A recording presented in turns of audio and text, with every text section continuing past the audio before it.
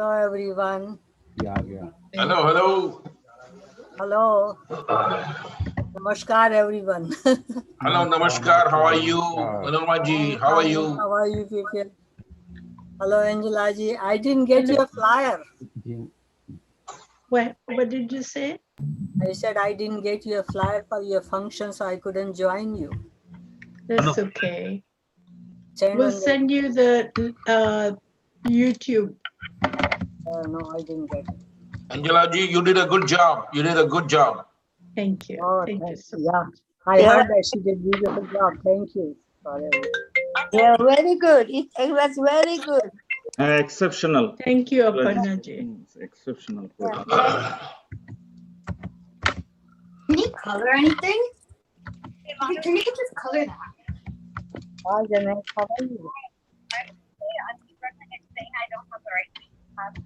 Oh, okay. Let me tell you the passcode. It's 897. Can we put it all over the? Have the ID. Yeah. Okay, ID 8265746. I don't know why. 897.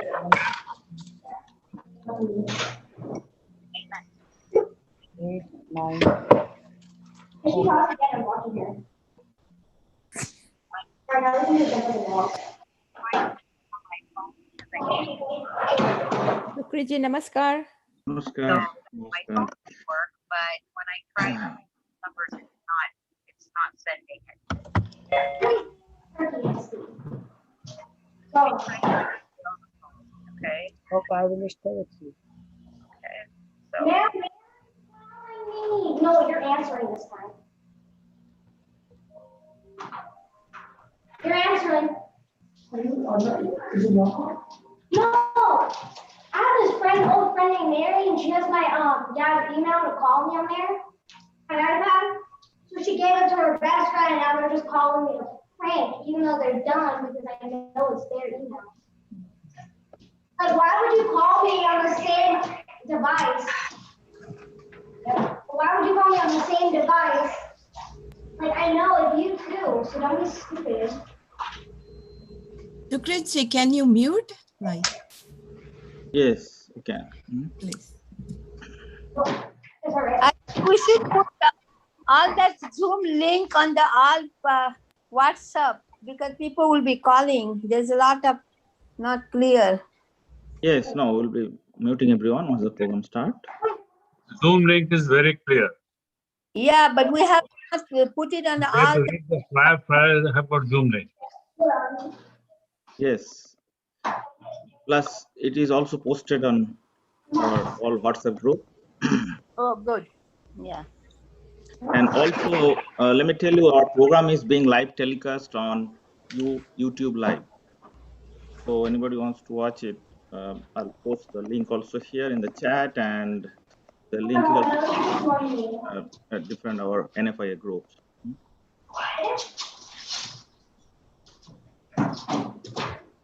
Melody just joined me. No, Melody just joined me, the girl I'm talking. I'm going to mute everyone, and then I'll just wait for the speaker to arrive.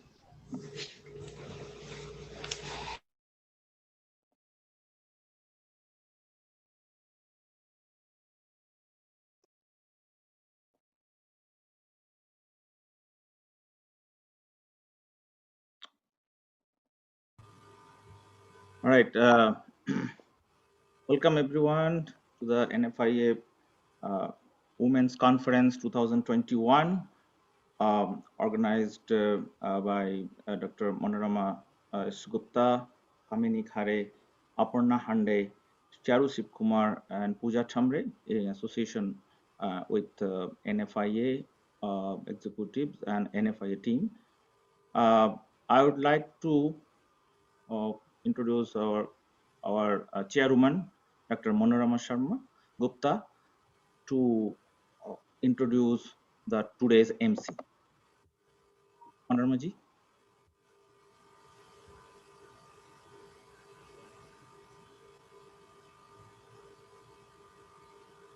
Please unmute yourself, Normaji. You have to click the unmute.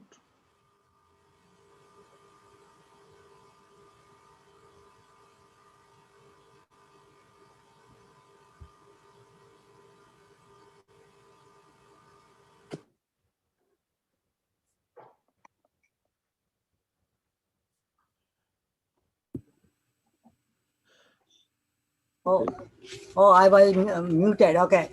Ms. Pooja Thamre is an NFIA treasurer, domestic violence advocate, cultural ambassador, educator in the field of mathematics and chemistry, and she's going to give welcome address. So please welcome Pooja Thamre. Thank you very much, Dr. Manorama Gupta. Ladies and gentlemen, it is my honor to welcome you all to the NFI Women's Conference 2021. This event has been put together by some phenomenal women in a very short time. And as you can see, the list of speakers are exceptional. I would want to mention a special person, that is our founder of the organization, Dr. Thomas Abraham, because of whom we're all here together. He not only has founded many organizations, but he is a very big supporter of women's rights. Other than that, I would like to congratulate our new president, Mr. Ajay Dubey. I would also like to congratulate Dr. Manorama Gupta on being appointed as the women's chair for our board. Welcoming the entire committee of the Women's Conference today and the NFI Board 2021. I hand it over to you, Dr. Manorama Gupta. So Kriti, let us do lamp lighting, please.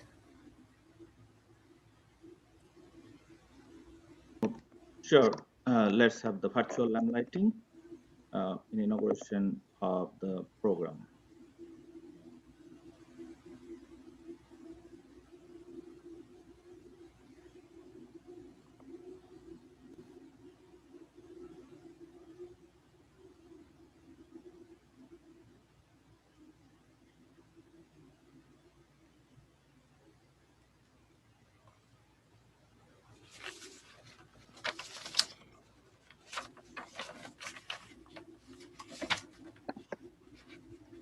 कुरुत्वं कल्याणम् आरोग्यं धनसम्पदः शुभं कुरुत्वं कल्याणम् आरोग्यं धनसम्पदः शत्रुबुद्धिविनाशाय दीपज्योतिर्नमोऽस्तुते दीपज्योतिर्नमोऽस्तुते शुभं कुरुत्वं कल्याणम् आरोग्यं धनसम्पदः शुभं कुरुत्वं कल्याणम् आरोग्यं धनसम्पदः.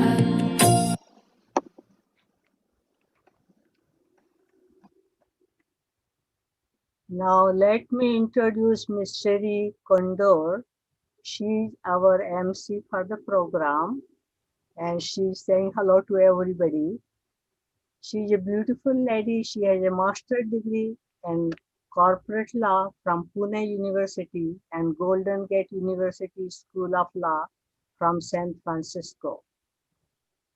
She's working as transformation leader in Big Four companies. She enjoys teaching music and dance to little kids. She was MC for several conferences and programs in Atlanta, and she herself is a beautiful singer. So let us welcome Shri Konda.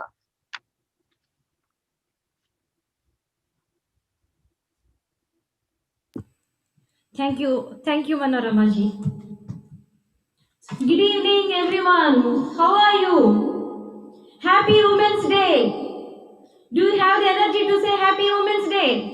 You. Shoulders, just pat your shoulder. Thank yourself for all the achievements. We are all excited here today for the to hear from you all the inspirational, motivational stories from you. First of all, before I jump into our program, I just want to thank Manorama Gupta. She is the chairwoman of this conference and she is the founder and president of Global Peace Foundation. There is a lot to tell about her and I'm going to share that with you all during the program. So before we jump into any of the program speakers, I just would like to bring few housekeeping items.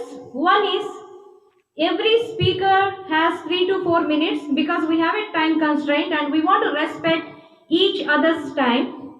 And each speaker has only 3 questions. If anybody has more than 3 questions, we will see towards the end of the program and maybe we can ask those speakers with those questions. With that, let us start with our first speaker of the program, Ajay Dubey. He is the president of NFIA. He is a mechanical engineer with MS, worked in Boeing with MD-11 Seat 17. At present, he is president of National Federation of Indian Associations. He is a past president of Federation of Indian Association and Bengali Association. More than 40 years, he worked with Indo-American community leaders with various positions to serve Indian community. He was pioneered to bring Indian consulate visa camp to Southern California every month for the last 23 years. With a big applause, please welcome Ajay Dubey. Thank you. Thank you for giving good introduction for me. This is Ajay Dubey, and I'm the current president of NFIA, which is National Federation of Indian American Association, and that is the biggest umbrella organization of US. It is there for now. It is 41 years old, and I'm proud. This is first Bengali president of NFIA till 40 years. And I'm working in the LA area for a long time, and I'm thank you for giving me opportunity to speak with you. And I want everybody to join NFIA. Join NFIA is a local association or umbrella organization. Anyone can join, and they have got like registered to the non-profit status. Anyway, I want to say a few words about this Women's Day. The International Women's Day, 8th March, is a global day celebrating the social, economic, cultural, and political achievements of women. The day also marks a call to action for accessibility, women's equality. Women and men should enjoy their same rights, resources, opportunities, and protection. They should be treated exactly alike. I did not see any difference between a man and a woman. Whatever great and beloved achievements that are in this world, half of that was by women, another half was by men. We should celebrate women's achievement, raise awareness and against the bias, take action for the equality. And I see there are some few women's leaders I've seen in the world, like when I'm from India, so I know about India, some of the leaders like Jhansi Rani, then Matangani Hajra, Indira Gandhi, and I think the first prime minister came from Sri Lanka, Bandana Nayak, then our prime minister Indira Gandhi, and she showed how to be a leader of the world. And I see the leader in my home, My mother used to take care of me all the time. I'm my wife now, and I'm now under my daughter. So all women, thank you, and take responsibility for taking care of the whole world. Thank you. I also, in US, Kamala Harris is the first woman vice president. That's also a great achievement. Thank you very much. Go on with your program.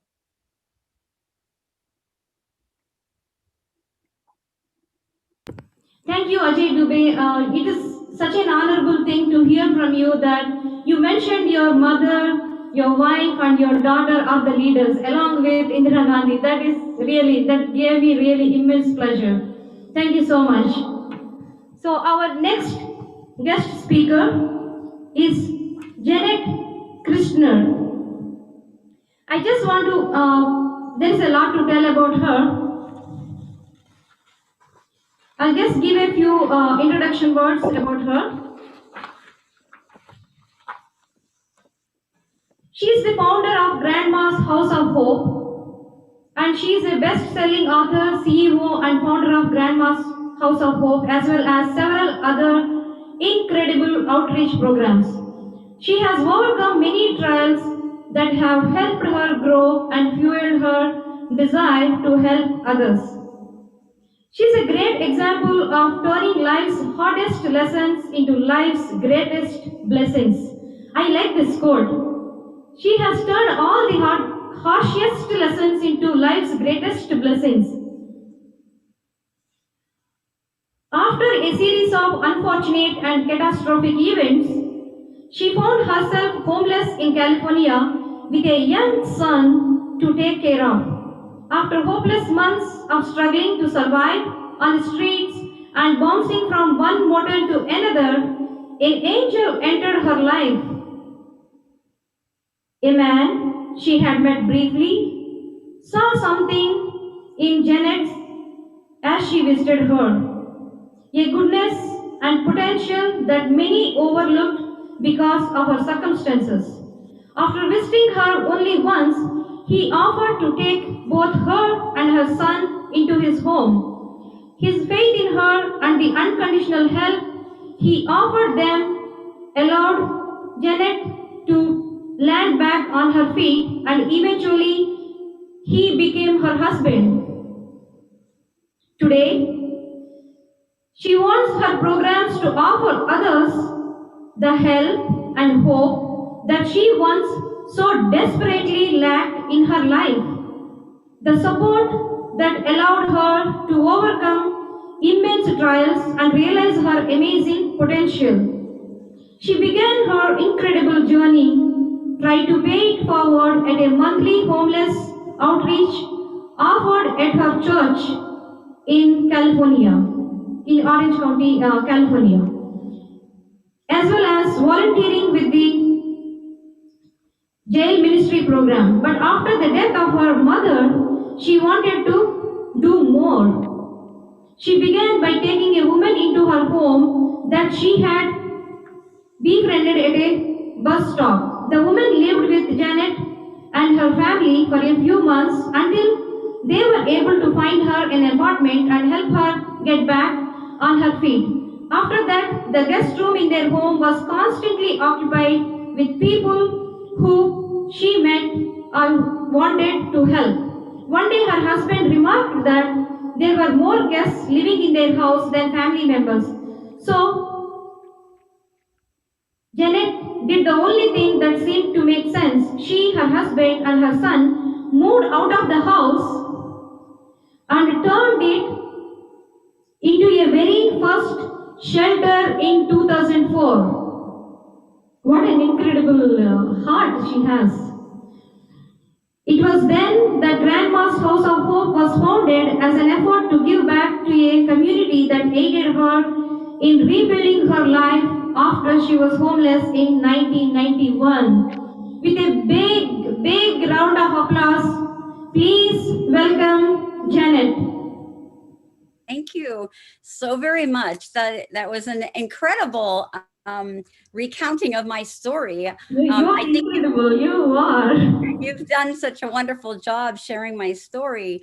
I think it's so wonderful to be here at your Women's Empowerment Conference. And I say that because, you know, I don't think that anybody would have thought that the woman curled up in a phone booth on the corner of Harbor and Catella the night that my son and I became homeless would have had a future or would have been able to contribute anything to society.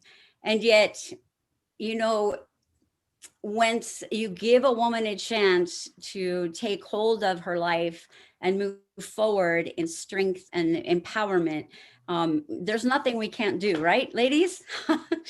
So I truly believe that the unconditional love that was shown to me by that man who was a stranger the day in the park unleashed a belief that I could finally lock onto. And I have to say that women innately have unconditional love for their children, right? Don't we? There's nothing our children can do that makes us want to walk away from them.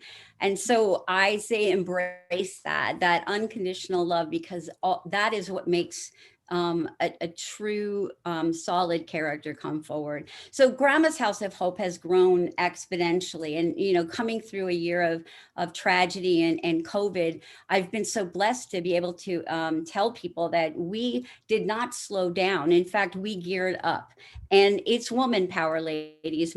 We have 42 staff now, and 38 of them are women, and we've been able to help almost as many people as we did last year. We helped 370 unduplicated individuals in our shelter programs this year. There are 17 shelter sites now for Grandma's House of Hope, and 63% of those folks within that year moved into permanent housing on their own. Additionally, as our children were struggling so much with food insecurities down, you know, up in the northern part of Orange County, our Nana's Kids program, which was developed to serve children on the free lunch program at school, kicked into high gear, and we increased our distribution 473%, from 450 bags of food a month to 3,200 bags of food a month for over 40,000 meals, all done with volunteers. We worked with 6,300 volunteers this last year too, and most of them were women as well. So ladies, we rock. I'd love to take any questions if you have any. My book is available if you'd like to get a copy of it. Just let me know. It tells the whole story, but you did such a great job sharing already. I'd prefer to just take a question if somebody would like to ask one. Yeah, that is amazing, Janet. I just have one question. So do you have any donors that can support your organization to run continuously? I actually do. I have several daughters. I have my my biological daughter, Jennifer, who works at Grandma's House of Hope and just got promoted into our finance department. I have an unofficially adopted daughter named Vivian, who is Vietnamese and Chinese, and she also helps us with volunteer events. And then I've had 5 foster daughters, all of whom have volunteered while living with us at Grandma's House of Hope. Yeah, no, I asked for the donors. So do you have any donations from the people so that, you know, you can run your organization without any disruption? Oh, I thought you said daughters. Yeah, that's also nice, you know, nice to hear. Actually, I did not ask, but it was very, very good to hear that. Yes, of course, donations are always welcome at Grandma's House of Hope, and it can be time, talent, treasure. Whatever is important to you is important to us. So please keep your mind open about what those donations might look like, because they don't necessarily have to come in the form of a check. Okay. God bless you all. Thank you so much. Thank you so much. And thanks for sharing your story with us. It's very inspiring. Thank you, Janet, for accepting our invitation. It was nice of you. I'm honored. Thank you so much. So any questions from any of the audience? Okay. So if we do not have any questions for her, so we will move on to our next guest speaker. She is another incredible, amazing lady, Giovanna Salas. She's a film producer, Miss Heart of Hollywood, She will be talking about bullying. She is the CEO of multimedia company Heart of Hollywood Motion Pictures LLC, became interested in art and other creative endeavors at an early age. A talented and accomplished painter, Giovanna chose to expand her horizons and became a burgeoning documentary maker. She discovered a passion for problem solving, working with directors and producers, and directing teams, which she did skillfully. Soon after, she founded her entertainment company in Los Angeles, California. The young businesswoman quickly earned the moniker Miss Heart of Hollywood among the industry elite.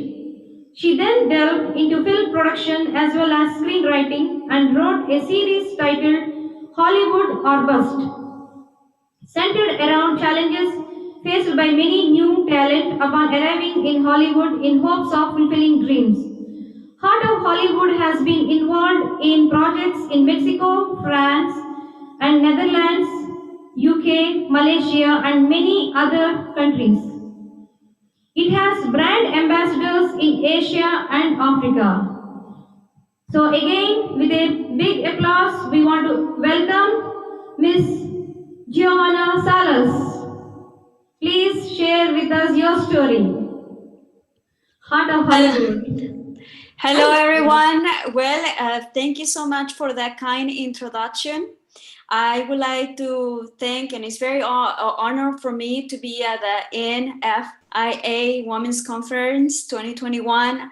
I want to thank everyone for making this event, and also a special thanks for Dr. Manorama Gupta for the invitation. And right now, these days, we're going through difficult times, and a lot of people is experiencing the lockdown, being at home, and it's something happening in the past and now, but bullying and the cybernetic bullying, some of the people doesn't have other ways of interaction. And I seen lately there is people attacking each other and the internet, and the children doesn't have other media.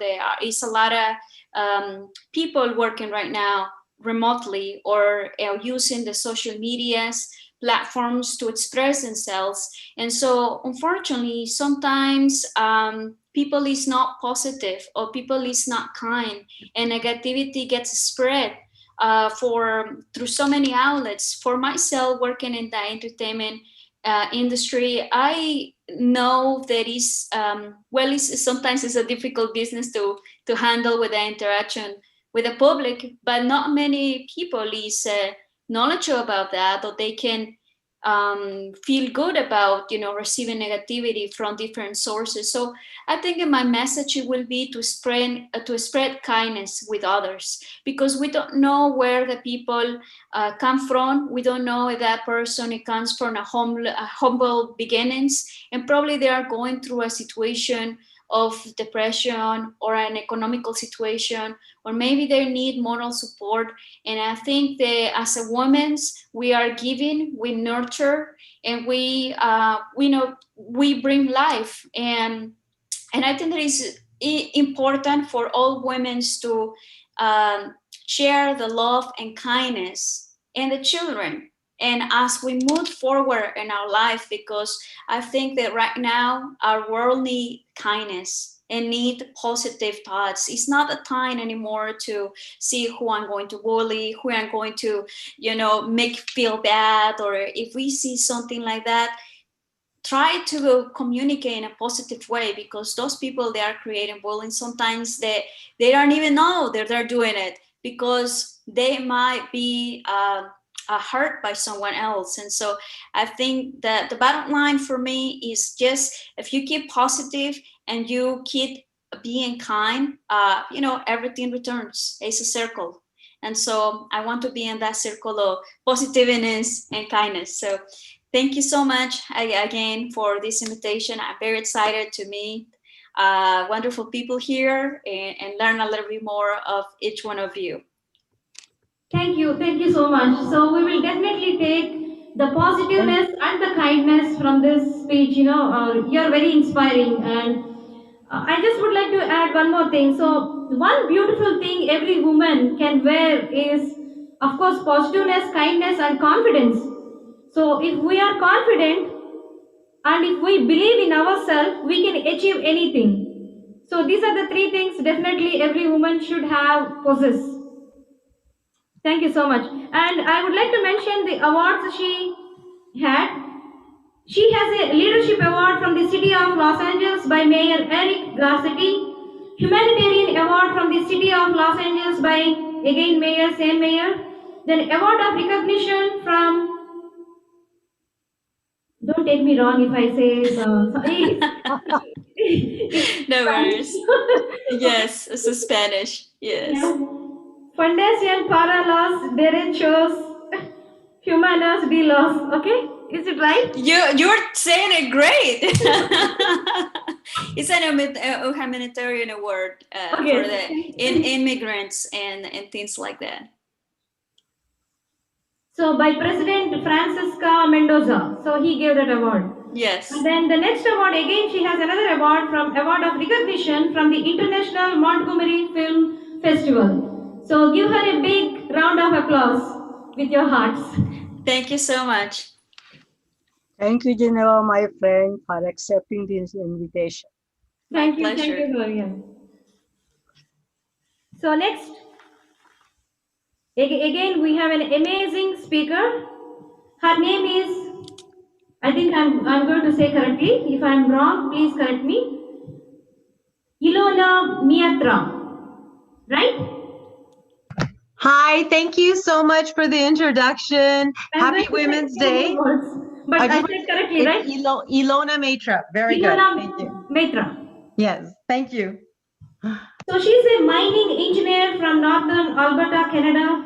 She came to Los Angeles, California to attend a concert when she fell in love with Southern California so much so that she manifested a job and moved here within 30 days of attending the concert. That is really amazing. It's inspiring. You're so motivated. She decided to pursue a career in the petroleum industry where she worked as a project manager on environmental initiatives. Her dream to live in Southern California and enjoy the beach life became her reality. Her other interests in the entertainment and fashion industry also became a reality. She has helped produce and act in several short and full-length independent films. She is also trained in Indian classical and contemporary dance forms and has performed in several programs in North America. With a big round of applause again, I am inviting Ilona Matra.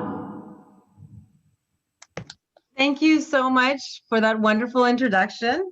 And I just wanted to say happy Women's Day. Happy Women's Day, everyone. And it's an honor to be here. I want to thank you all for having me. So first of all, greetings from Northern Canada. Again, I'm back in Canada. I've been here for a little over a year, but my heart is still in Southern California with you ladies and gentlemen, and I hope to one day return. My talk is about perseverance and manifestation. And the story I'm going to share with you is about never giving up and going through some physical hardships, if you will. So it didn't start off as physical hardships. What this story is about is that at the end of 2015, Christmas holidays, we decided to go to Jamaica, to Montego Bay, for our Christmas holidays. And we were staying at this beautiful resort, my husband and I at the time. We were staying at this beautiful resort, and we saw this beautiful ocean, blue water, and we decided to go on a kayak ride before lunch. So we got in a kayak, had our life jackets on, and we went for a little kayak trip into the ocean. after a short while, the water started getting fairly choppy, and we decided that it was time to head back for lunch. So we got up and we started to take our oars and started to row back, or we thought we were rowing back. Unfortunately, a big wave came and our kayak capsized. Now, my husband at the time, it was not the greatest swimmer, but we both had life jackets. So he was able to turn the kayak around and get back on top. And I was still in the water. At first we laughed. We thought it was kind of funny that we fell over. And he said, if you can grab the oars, can you bring the oars and get back onto the boat? So I went to swim to get the oars. And then all of a sudden, a riptide came in and separated us. So I couldn't, as much as I was trying to swim back to him and get back onto the kayak, I couldn't. And the more I tried, the further we were getting split apart, and the further we were drifting and drifting further apart. And then the last thing I heard my husband say to me at that time was, if you can swim to shore and get help. And at that moment, I could see his boat just, drifting away and getting smaller and smaller and just kind of fading. And at that moment, I started to panic. And when you start to panic in the water, you start to drown. Even though you're wearing a life vest, you start to feel as if you're drowning. And so I had to get a grip, and it was really a mental grip that I had to survive. And if I had to survive, I had to survive not only for myself, I had to survive for my husband. Because in my mind, what was going on is that, he is an only child. He's his mother's only son. If I die and I can't save his life, then she will be without her son. And to me, that was like such a horrible feeling that, I have to do something to stay alive. So no matter what, I have to get to shore or get help. So I was fortunate because I'm born in Canada. I can swim, and we've been taught to swim, but never in the ocean, and not quite in these circumstances. But I had to make a determination to not panic and get emotional, but just stay focused on my task at hand, which was to try and get to shore. That was easier said than done because the water was getting very, very turbulent, and the low tide was coming in, and that's why it was getting more and more difficult for me to make progress to where I could go back to shore. So we were already out a kilometer or a mile, a little less than a mile out. I could see the shore, but I couldn't get back. So I don't know if anybody's been to Jamaica or to Montego Bay, but the airstrip, so the airstrip is kind of like over top of the water, so there's lights in the water. So I thought that if I could swim to one of those lights, I could climb on top of it, and then maybe somebody could see me and rescue us. But that was almost impossible. The more I tried to swim, the more I was fighting against nature. And so I had to calm down again and then find a way to kind of start floating and drifting back to try and swim back to shore. So a lot of things is going through my mind at the time, of course, you're contemplating your life, where you are, what you've accomplished and what you haven't accomplished. And if you die at this very moment, what's going to happen, and what are your wishes? And so one of my wishes was that, I've always wanted to be a mom, and I always wanted to have a child, but if I end now, I won't have that little person to carry on my legacy with, So that was one of the thoughts. And of course, I was concerned about my mother-in-law. So those two things and just a sheer determination that I have to make it kept me going. So 3.5 hours into this, I got a little bit closer to shore, but I could never seem to get close enough to shore, and I couldn't, get there. I was fighting against the water. Eventually, I got close enough where the lifeguard finally saw me, and he came in his kayak. And then I was like, help, help, with the oars. I was still holding on to the oar, and I was like, help, help. And then finally, I met with the lifeguard. I got onto his kayak, but even then I had to swim another 20 minutes. So it was like now an hour, 3.5 hours, almost 4 hours. And then once we got to shore, I said, we have to rescue my husband. We have to find my husband. And there was nobody there that had a speedboat or a powerboat or anything that could help us at the time. So we flagged this one guy who had a Sea-Doo. And so then we got him to, we begged and pleaded. I was like begging and pleading. I'm like, you got to help find my husband. And so then finally, the Sea-Doo guy agreed, and they went out to look for him. The first time they went around, they couldn't find him. And then I was starting to panic because I knew that he wasn't a strong swimmer, and I was hoping for dear life that he was still holding onto the kayak because it was a bright green kayak.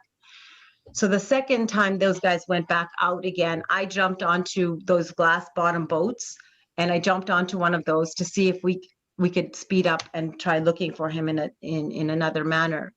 And that was the first time I realized that what was beneath the water, what I was swimming on top of. And thank God for a moment, I didn't allow that to come into my psyche, because if I had seen what was under there, I would have panicked even more, because you just don't know what's going to come and bite you in the ocean, right?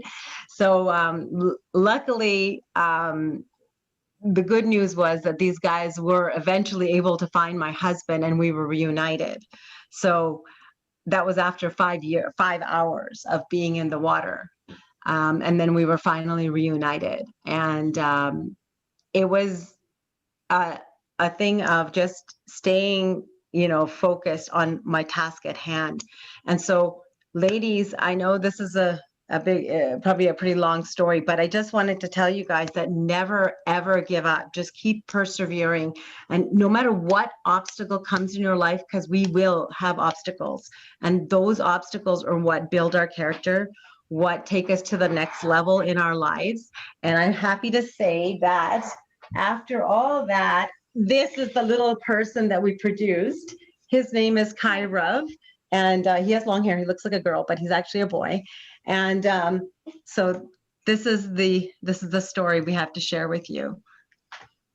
Thank you so much. Such a beautiful story. So I can relate, how you came from Canada as a mining engineer. You came for a concert to LA, and within 30 days you manifested, and you took another profession completely different, maybe a project manager in a petroleum industry. And then, your perseverance or your willpower, whatever you call it, for almost struggled for 3-4 hours in the ocean, maybe altogether maybe 10 hours to search for your husband and all. So definitely we should not give up. That is really inspiring story. Your story is inspiring. And you're a you're a film actress also, right? Short film actress. Would you like to share something about that also with us, please?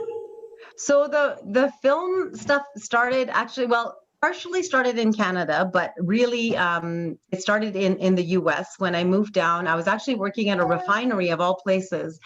And at that time, Slumdog Millionaire had just come out. And so everybody had this bug. They wanted to make Indian fusion movies and stuff like that. So one of the safety guys at the refinery that I worked at said, "Hey, Ilona, I know you're Canadian, but do you watch Bollywood movies?" And I'm like, I love Bollywood movies. That's all I watch. That's all I know, really.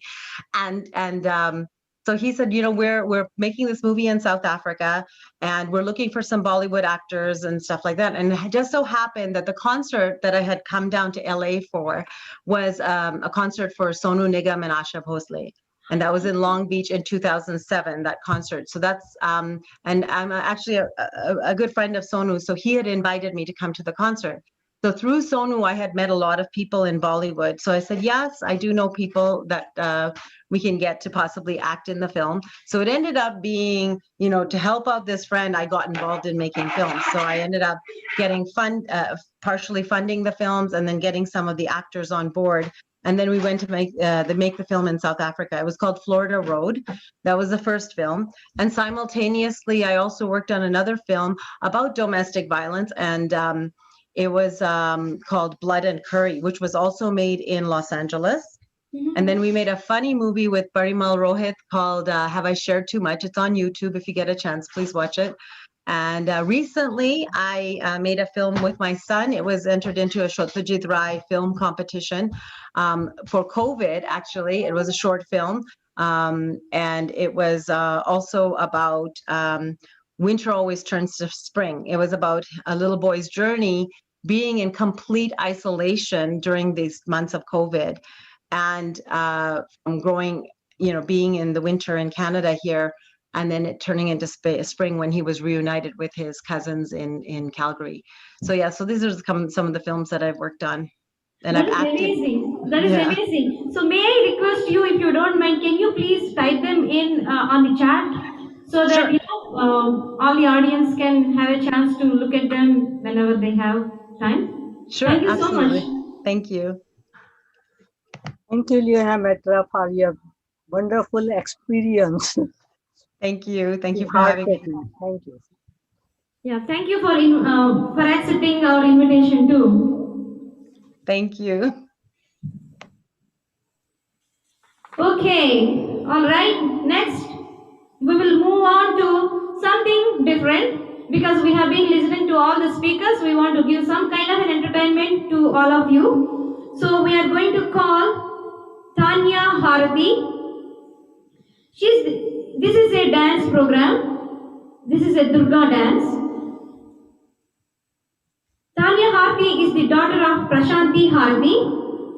Srimati Prashanti Harati, along with her daughter Tanya Harati, are presenting a traditional item called Devi Stuti in a classical Indian dance form called Kuchipudi.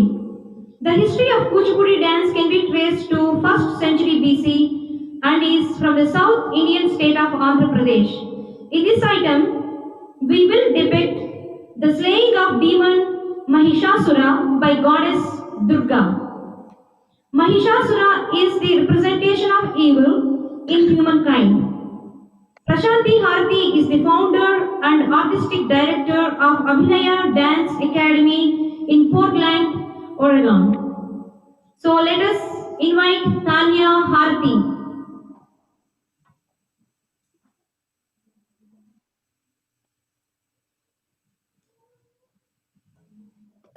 रूपं देहि जयं देहि यशो देहि द्विषो जहि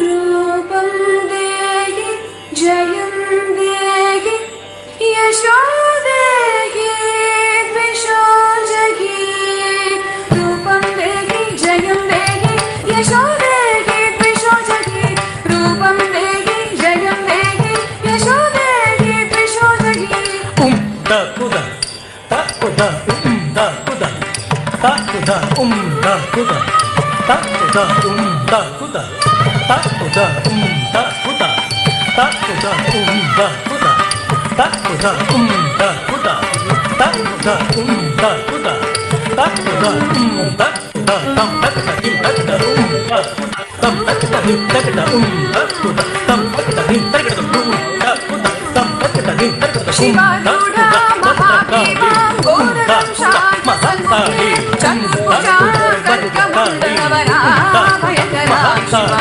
मुण्डमालाधरा देवीं जलचिह्मापिगम्बरा देवं सञ्चिन्तये काली स्वदाता देवासिनी स्वदाता देवासिनी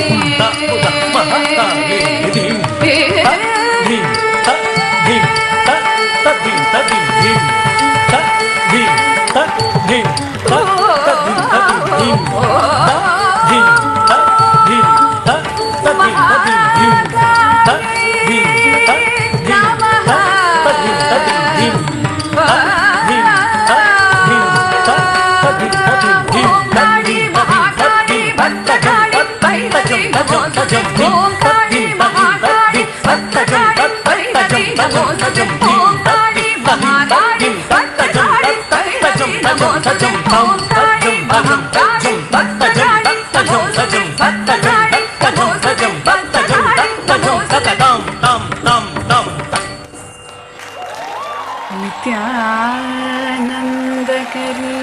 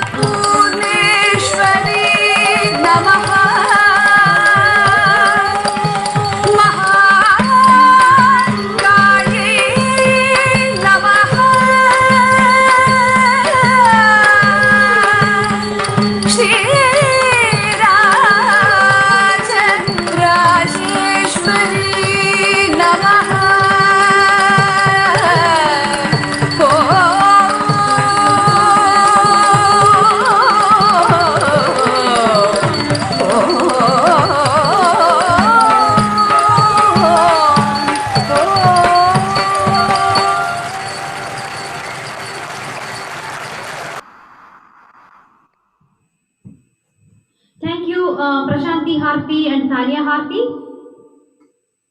So I apologize. We are a little bit behind our schedule, maybe 10-20 minutes. I apologize, and we'll see how we are going. So our next speaker is Mrs. Sumati Rao. I just would like to say a few words. So she is the Consul General of Community Affairs. Sumati Rao, Consul General of Cultural, Community Affairs and Visa. She was born in Prayagraj but spent most of her life in New Delhi. And she has done a post-graduation MA in Political Science from Lady Shri Ram College in New Delhi.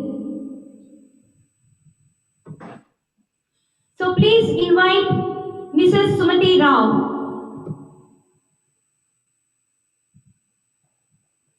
Thank you.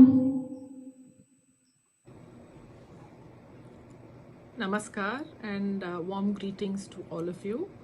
I am Sumati Rao, Consul looking after Community Affairs, Information, Culture and Visa in the Indian Consulate in San Francisco.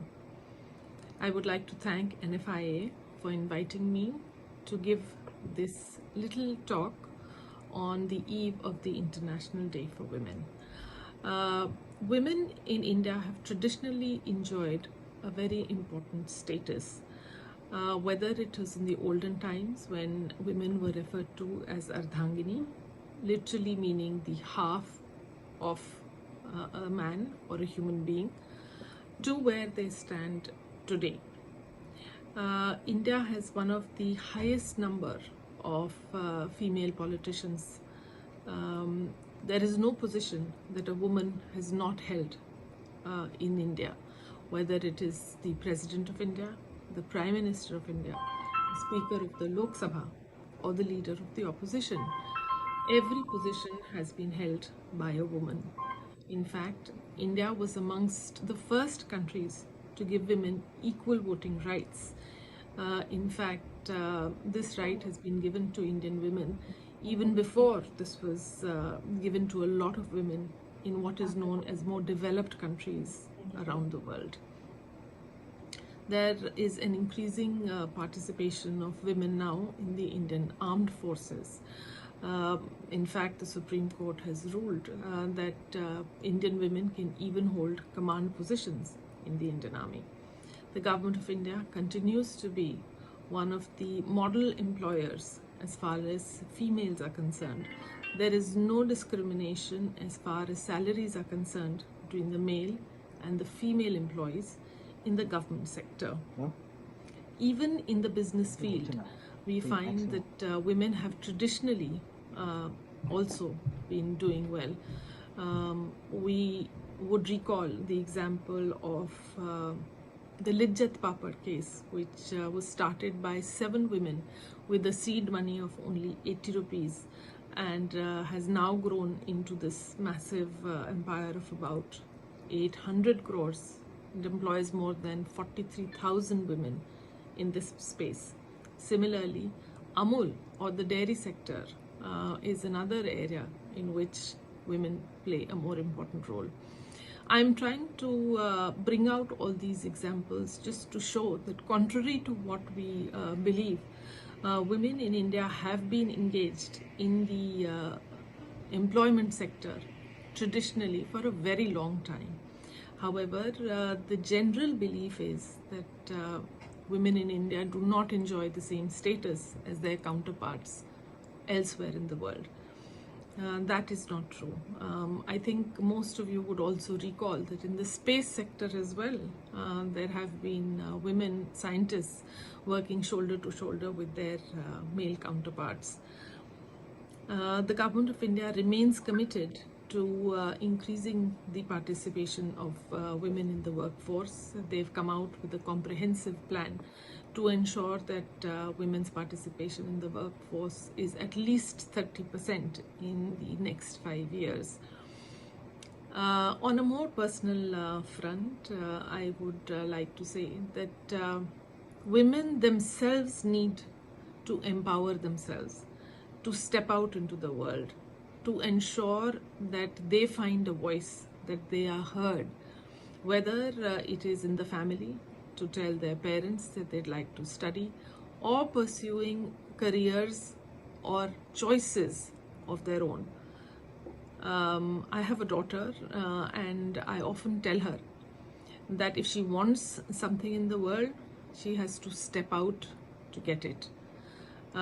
Everyone works hard, and anybody who's willing to put in that effort will succeed.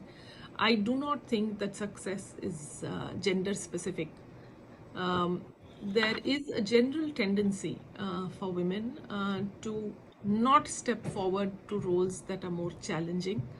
But I urge all of you, there is nothing that holds you back except your own inhibitions. So empower yourself, study hard, work hard, and the world will be your oyster. I am in no way trying to say that there will not be struggles in the way, that there are not challenges along, but do not think that you are not in a position to meet those challenges. You have it in you, you have the ability, you can do it. I would like to remind everyone that even Lord Hanuman did not remember his own powers, and it was only when Jambavant reminded him that he was able to scale insurmountable obstacles to reach Sita. So I would like to tell all the women, believe in yourself, and you will be able to reach new heights. In the end, I would also like to use this medium to tell all the people participating in this event about the work being done by the consulate during this pandemic. We have continued to remain open. We've been giving services, whether it is passport, visa, OCI, renunciation, and other miscellaneous services.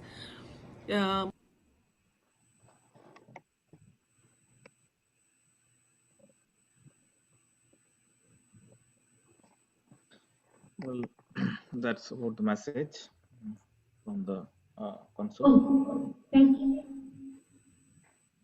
Thank you, Sumati Rao. Thank you so much. She has mentioned so many beautiful things that we all need to reiterate and remember. Women's empowerment, gender equality, believe in yourself, achieve anything. Just she mentioned about Lord Hanuman. He doesn't know his own powers, so that is really inspiring. Maybe we don't know. Somebody has to tell us, but we have to believe in ourselves. That's really good. So with that, we will move on to the next one, which is a Kathak dance by Lipsita Bhattacharya.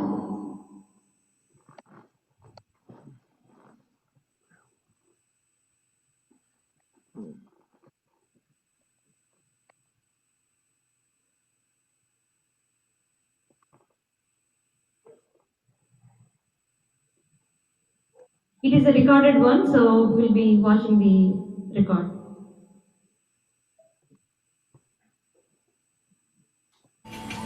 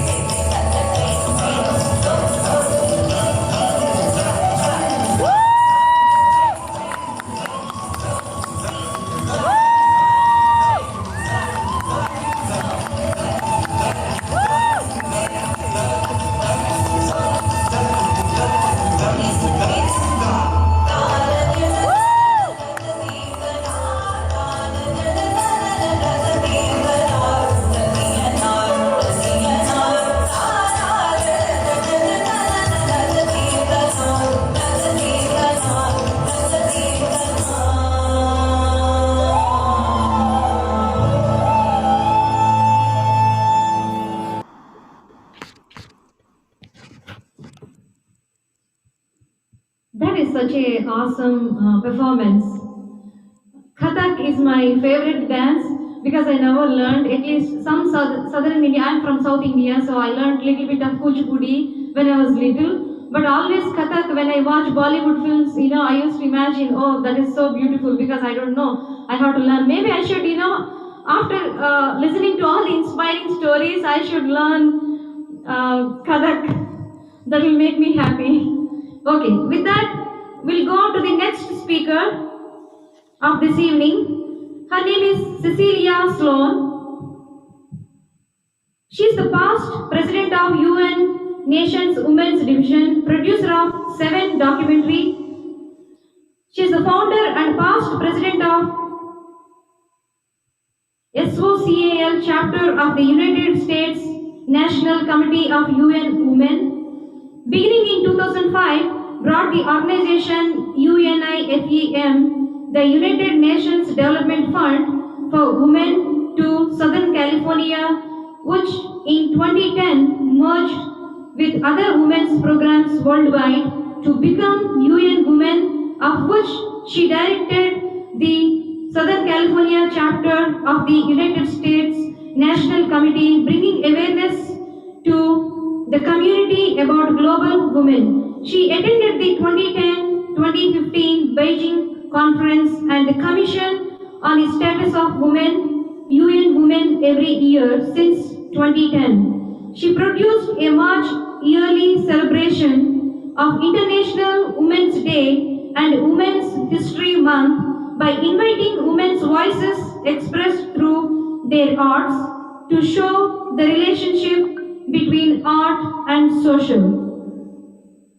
Change is one of the driving forces that influence artists and the art they produce.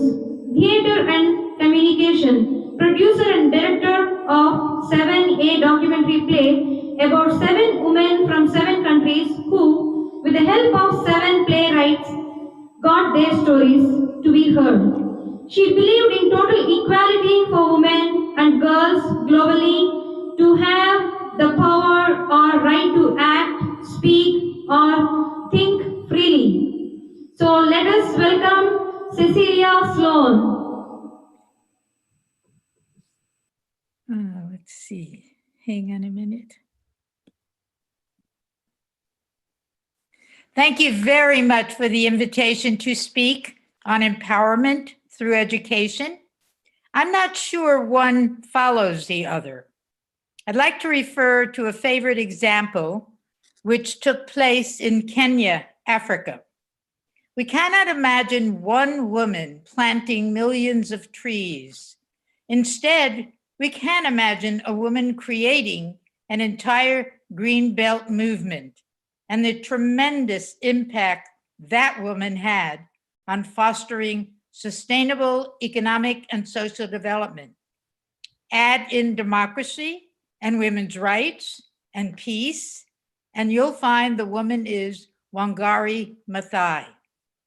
As a beneficiary of the Joseph P. Kennedy Student Airlift Program, started in Kenya, she received both a bachelor's and master's degree in the US. She began to rise in various academic positions back home in Kenya, but her marriage suffered. Her husband abandoned, then divorced her on these grounds: that she was too educated, too strong, too successful, too stubborn, and too hard to control. In other words, she was an independent thinker. Which leads me to this story. Once upon a time in the country of Kenya, 90% of the forest had been chopped down for cash crops. Without trees to hold the topsoil in place, the land became a desert. Women who need firewood for cooking searched for hours to find what few branches remained. The woman Wangari, watching this happen, decided there must be a way to take better care of the land and take better care of the women and girls. She planted a tree and then another, and could have planted thousands more but not alone.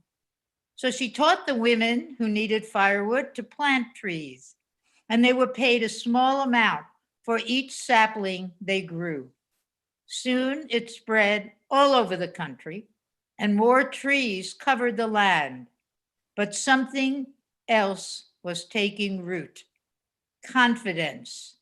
Their confidence was building. They began to see the difference they made and that they were deserving of respect and dignity. They were capable and that they were equal to the men. That was the beginning of empowerment for those rural women who are now being employed, learning new agriculture, and eventually learning to build their homes from the wood from those trees.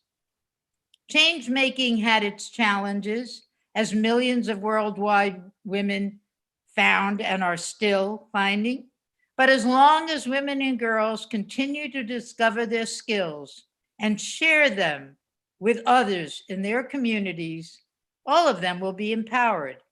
And as long as democratic, patriarchal leaders support those changes and women learn to run for office, women's empowerment will survive. There are 55 million trees across Africa today. Wangari Maathai is a Nobel Peace Prize laureate, and I thank you for listening to my story. Thank you, Cecilia. On behalf of NFIA, we really thank you for your time and accepting our invitation. So the two things that I can take from your the whole speech: confidence and dignity. Those are the two things that every woman should possess. Those are our ornaments. Thank you so much. You're welcome. So our next guest speaker. Thank you, Cecilia, for accepting your invitation and giving such a beautiful speech. Thank you. Thank you. With that, we will move on to our next guest speaker for this evening, Dr. Anandi Narasimhan. She is a psychiatrist and a recipient of Hind Ratan Award. She is a double board certified adult and child psychiatrist practicing in LA. Dr. Narasimhan completed her adult psychiatry residency training at the Duke University Medical Center in Durham, North Carolina, and her child and adolescent psychiatry fellowship at University of California, Los Angeles Medical Center in LA, California. Dr. Narasimhan has distinguished herself in child trauma and neuroimaging research and has published her work, including co-authoring a book chapter, Child and Adolescent Responses to Trauma. Dr. Narasimhan currently runs a private practice in LA, in addition to serving as an independent contractor for Masada Homes, a non-profit agency with the Department of Mental Health. Dr. Narasimhan has had numerous media appearances, including on the Travis Smiley Show, CNN International, Fox News, USA Today. She is a recipient of Hind Ratan Award. We would like to hear from you. With a great applause, please invite Dr. Anandi Narasimhan. Thank you. Thank you for having me. It's really great to be here. I'm not sure if I can share my screen. If I can't, it's not, I can just talk. I think you should be able to share. If we go to the more, no.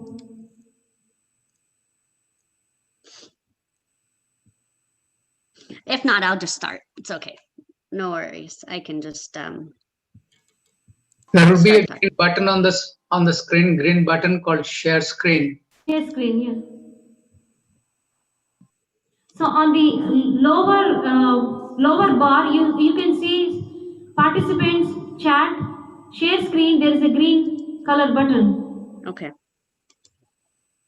Okay, it says disabled, host disabled, screen sharing. Sukrit. He's on the phone. That's okay. I can just start talking, and if he's able to share it later, I'll do it at the end, just to show some pictures. Okay, that's all. I basically wanted to show some pictures of my family, because the topic that I'm talking about is the effect of COVID-19 on mental health. Which of course is very relevant to this time. As you all know, this pandemic has changed the way we live, has changed our approach to life for so many of us, has had so many families confronting mortality on a level no one had imagined before. So it's had profound consequences. And as we are discovering, people who suffer from mental illness and deal with mental illness are often marginalized and don't have accessible resources.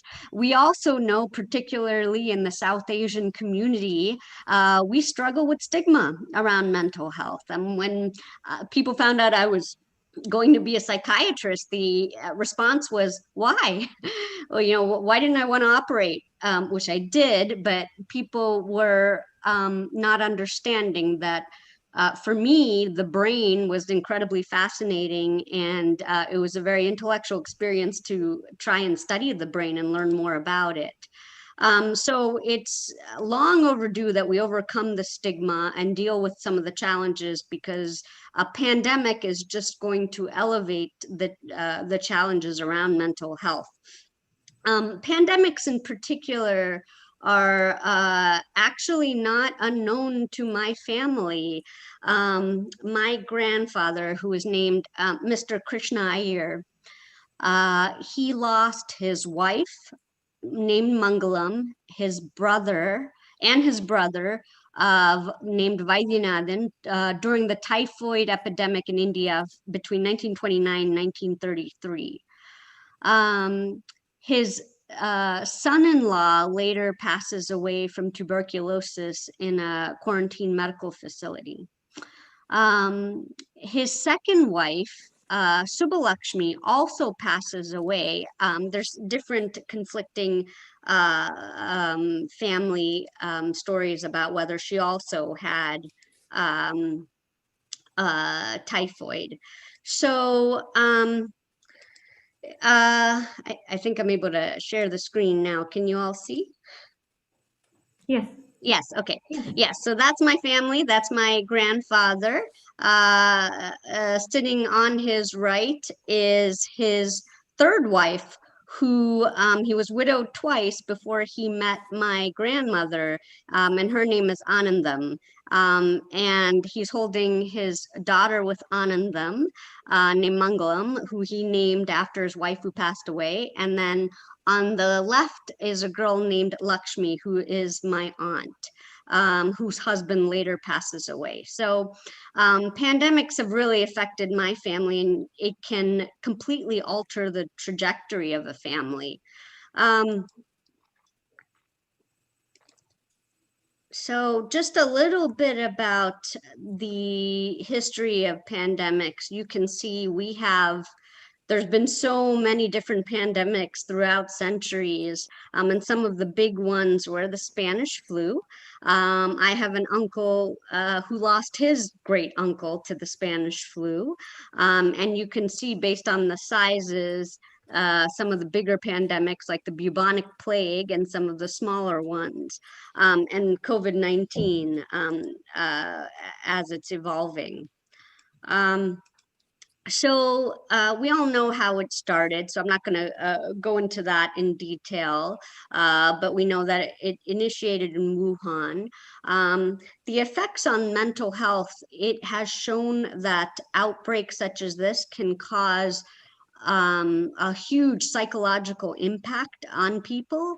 It can cause psychiatric symptoms like anxiety and depression in people who don't have mental illness, and it can aggravate those symptoms in people who already do have mental illness. It can also cause a lot of distress to the caregivers. And then there's this fear of anxiety or of falling sick or dying.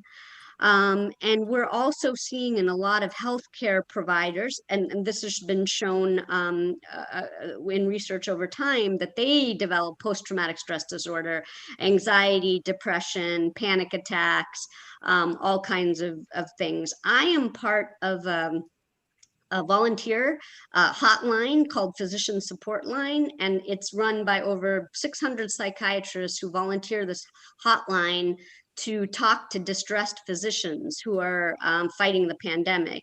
And we're seeing a lot of them have anxiety, Hello? have stress, Hello? even substance use. So those are some of the things we are seeing. So basically, kind of the bottom line is that we need to increase available mental health resources. We need to pay attention to mental health.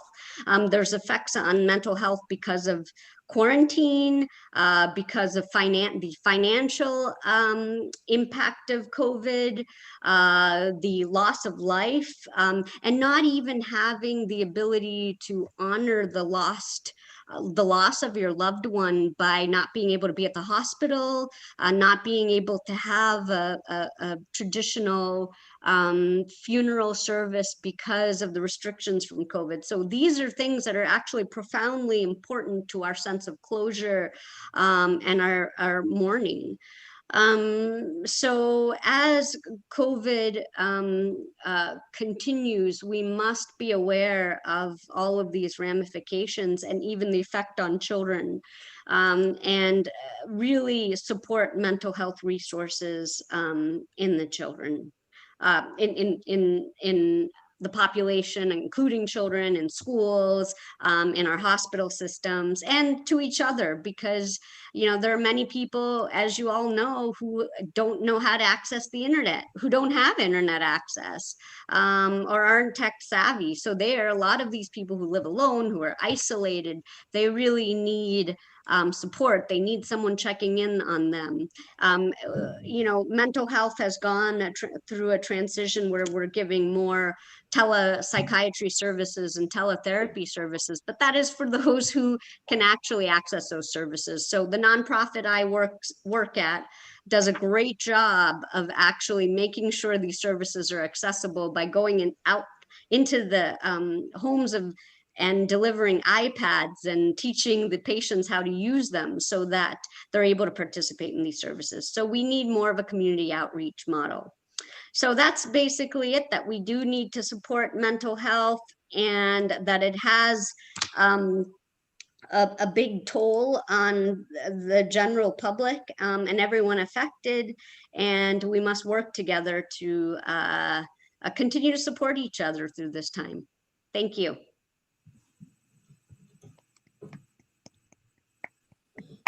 Thank you, Dr. Anandi. As you rightly mentioned, there was a social stigma attached to anything related to anxiety, depression.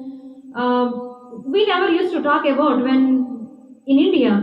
Even now, due to the pandemic, many of the teenagers, because they're at home, they're not able to meet with their friends, and they don't have that social communication. So they were so depressed. And that is one thing. And the next one is, even in the organizations, in the big companies, mental health was not included.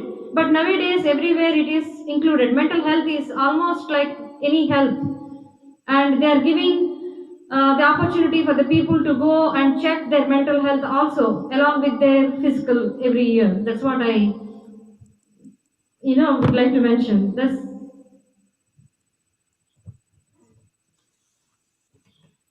So thank you so much. Thank you for accepting our invitation. Thank you for your time. And anyone who needs or needs mental health, or knows of someone who needs services, the South Asian Network does a great job of connecting people of our community to resources. That's great to know. Thank you so much. Okay, all right. So our next guest speaker speaker is Michelle Mehta. She's a TED speaker, national bestseller author.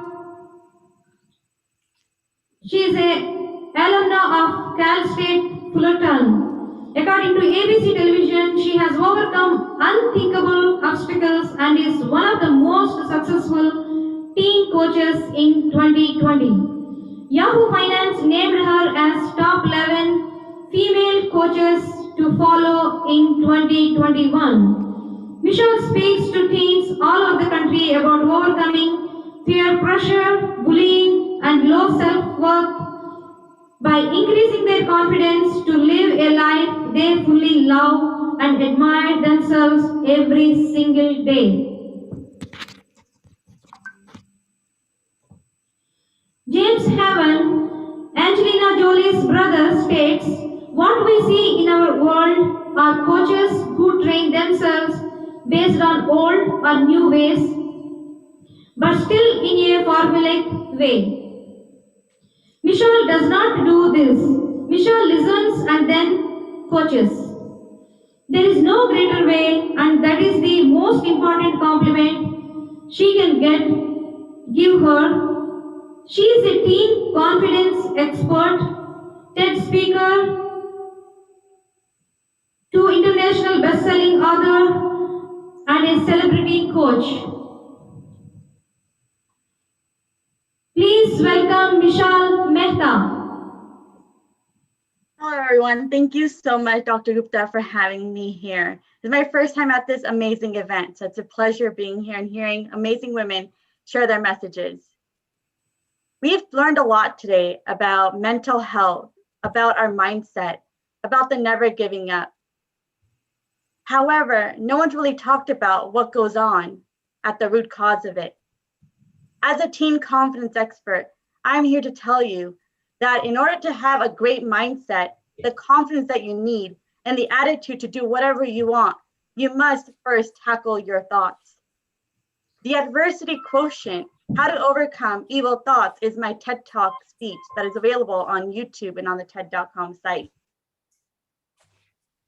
I had the opportunity in 2019, this was pre-pandemic, to ask 100 middle school kids, 11 to 14 years old, how many of you have evil voices inside your heads? Every single hand went up. That is 100% saying that they have evil voices inside their heads. I then asked, what are these voices telling you? And their voices said, I'm not smart. I'm not good enough. I'm not loved. I am overweight. These thoughts are instilled to them by their peers and their family members and the people that love them the most, including themselves. I am statements are statements that shape your reality. It is what allows you to do the things that you want to do. It gives you the adversity to go after your dreams or not go after them at all. The choice is always yours. During this pandemic and the work that we do, it is really important to understand who you are as a person and what you want to go after, allowing your thoughts to be very extremely positive despite of your situation. Because if you don't have those thoughts, it's not going to make a difference. As if I had a coach when I was in middle school, I would not have been molested at the age of 16. I would also have chosen better relationship partners, someone that actually respected me for who I am and not abuse my body or even have the opportunity to get my body abused. It is these decisions that are made at a younger age that determine and shape our reality as we get into adulthood. As a teen confidence expert, I'm here to tell you that help is available for everybody. And today, for being here, I'm offering a free gift to not only motivate yourselves, but to also motivate the teenagers in your family, in your friend circle, and even on this platform. To grab this gift, please visit michellemeta.com, because that will allow you to help one teen, to help one family live a better, healthier, successful life, even in this pandemic. Thank you very much. Thank you, Michelle, and thank you, Dr. Nandi, for your beautiful speeches and thank you for taking the invitation. Thank you, Michelle. Would you mind just typing your the website what you have mentioned so that everybody will have that correct website link? Thank you so much. Okay, so our next guest speaker is our chairwoman of this conference. Who is that? You all know, right? So with a big round of applause, I just would like to say a few words about her. You already know about her, but again, I'm just reiterating the same. She is the chairwoman of this conference. She is the founder and president of Global Peace Foundation, Inc. I just would like to say what is Global Foundation, Inc. For those people who may not know about it. Global Peace Foundation is committed to helping families in crisis, educating youth on the dangers of drugs and alcohol, and creating a healthy global community free of hunger and abuse. And this Global Peace Foundation, they have donated 10,000 meals to needy children and families, and Dr. Manorama Gupta has written a book, Mother, and it is to be publishing soon. And she is the past president of FIA, Indian Medical Association of Southern California, and UNA USA member, Physician of the Year Award in 2003 by the National Republican Congressional Committee Physicians Advisory Board. She served on different positions to serve the community for more than 25 years. She is Commissioner of Health and Human Services for City of Long Beach and member of United Nations USA. Please welcome Dr. Manorama Gupta with a big round of applause. Hello, thank you, Shari, for your nice introduction. Good evening, everyone. I'm Dr. Manorama Gupta, Chairwoman of Women's Conference of NFIA. It is my great pleasure to welcome all the participants and attendees. We are gathered here today to observe the International Women's Day, which occurs on March 8 every year to celebrate women's rights and inspire all people to continue to work towards achieving gender equality. Today, we still find the presence of gender inequality in our society. Everyone is affected by gender inequality, women, men, children, and families. Societies that value women and men as equal are safer and healthier. Gender equality is a human right. Gender equality when people of all genders have equal rights, responsibilities, and opportunities and obligations to all spheres of life. The obstacles that stand in the way of achieving the equality are many: poverty, geographical isolation, minority status, disability, early marriage and pregnancy, gender-based violence, and traditional attitudes about the status and the role of women. Gender equality includes fostering respect for women and ensuring that girls and women are viewed as equally capable and powerful. To achieve this equality, we must engage boys and men as well and encourage them to become more involved in their families. Today's event is focused on women and their empowerment. It is designed to give you new insights into the issues, to inspire and motivate women to soar to new heights in their personal and professional life, to help women learn strategies to help them break through the roadblocks and to unleash their hidden strength, thereby gaining more confidence and moving forward in life on their own terms. In today's event, we have several highly accomplished speakers who have crossed the roadblocks in their own lives to achieve their dreams and who will inspire you to do the same. I salute and thank these women for their achievements and for accepting our invitation to speak here today.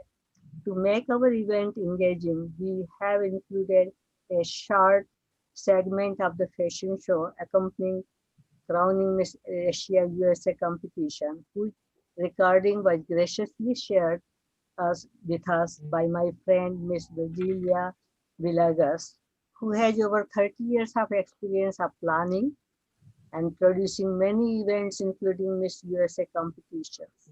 Today's event also includes a number of dancers related to our theme of women empowerment, and I'm thankful to all beautiful dancers and their teachers for contributing these wonderful dances. I also want to recognize our beautiful MC, Ms. Shri Kondur, for her professional and leading conduct of this event. As Thank you you. know, it takes a great deal of work to produce a successful program like today's event, and I want to thank our members who not only actively serve as speakers, but also took an active role in organizing the event. I'm thankful to NFIA President Ajay Dubey for his support and encouragement, and the organizing committee members Aparna Hande, Pooja Thamre, Kamni Khare, and Charu Shivkumar for their hard work. Other contributors are the member of the local NFIA organizing committee, Ashok Patnaik, Makam Subarao, Ishwar Dudhania, and Sudeep Gorakshekar. Our technical director who worked hard, Dr. Supreet Mukherjee, as well as all other NFIA committee members, without whose help this program would not have been possible. I'm also thankful to our audience as well as they are the one responsible for the success. I want to recognize other NFIA committee members who are present over here. Subhash Rajadan, Hari Singh, Prashanti Harthi, Angela Anand, and Lavanya Reddy. And if I didn't see any other person I forgot, I'm sorry. I hope you will find this event to be enjoyable and memorable. Thank you. Pooja Thamre, you forgot. Pooja Thamre, I did tell her name, didn't I? I'm sorry if I forgot Pooja Thamre's name. You also forgot a couple of RVPs. One of them is Gunjan Rastogi. Gunjan Rastogi. So that's what I was telling. And I really want to acknowledge Gunjan Rastogi also. And so you Boli if I forgot somebody else. Raj Razdan. Subhash Rajadan, I did it. No, Raj Razdan. His wife. Who won? Oh, okay. भूल गए तो क्या हुआ? I'm sorry if I forgot anybody else. Please recognize yourself. Also, you should say Keval Kanda. Kevalji. Keval Kanda and Keshav Patel, but we have all other people who are attending over here too, like Jitendra Patel, Radhika Patel, you know, Rani Kusto. Several of them. Rani Kusto, Kamlesh Chavan. Kusto, and Vasu Pawar. I cannot see everybody over here. Vasu Pawar. Vasu Pawar, Prashanti Harthi, Kamlesh Manus, and Ramesh Thali, Kamlesh Chauhan, Lavanya Reddy. I don't know whether I spoke. Great cooperation from all sides. Who else? Mayuri Modi.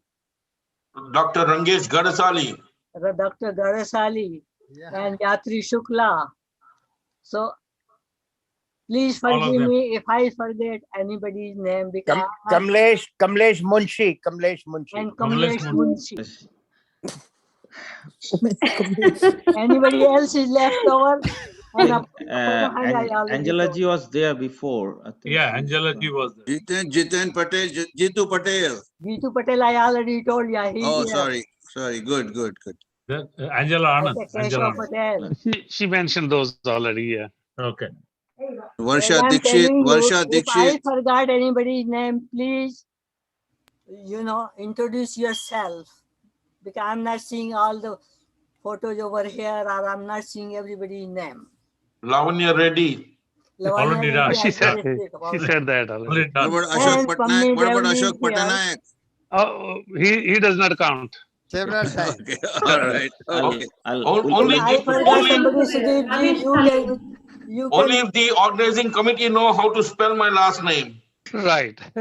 Okay. Name is there. That's good enough. He's Yeah, bad, please. so he's loved by everybody. Thank you all. We have to move to the other program. So thank you so much. If time permits, I'm going to reiterate everybody's name and thank everybody by name.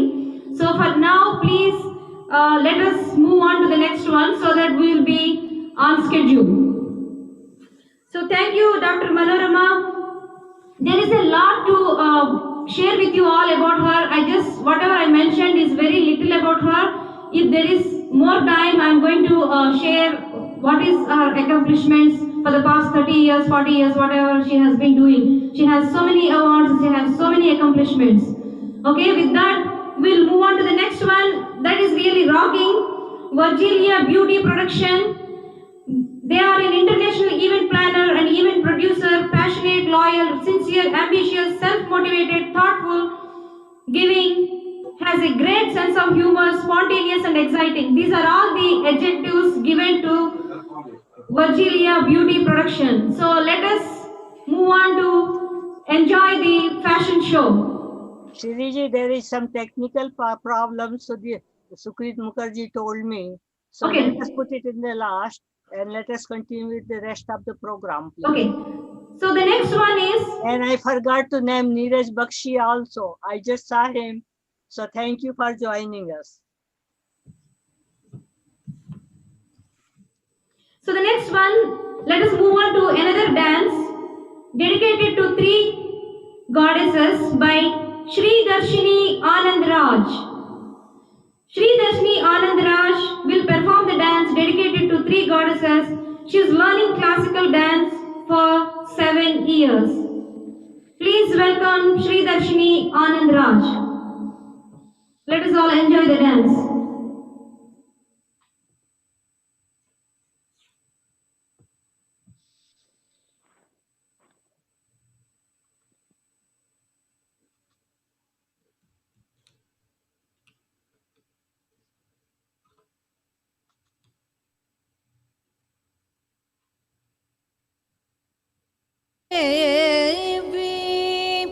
நீயே துணை தேவி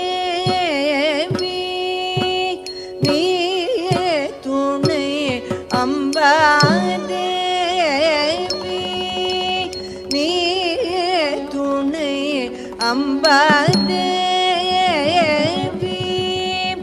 நீயே துணை அம்பா தேவி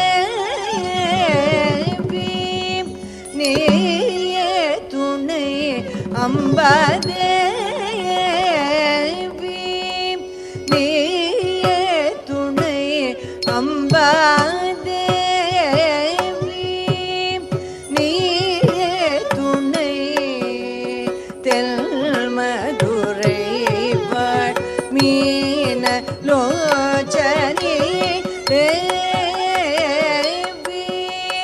நீயே துணை தெல்மதுரை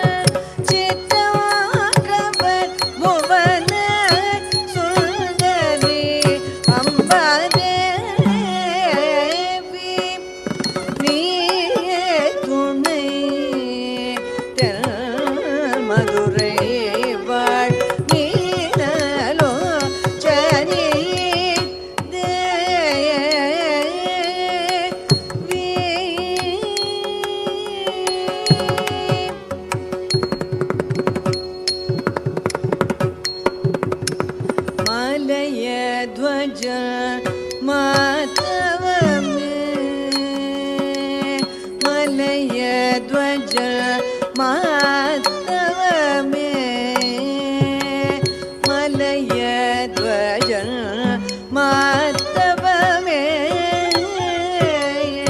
Malay ध्वज मातव में Malay ध्वज मातव में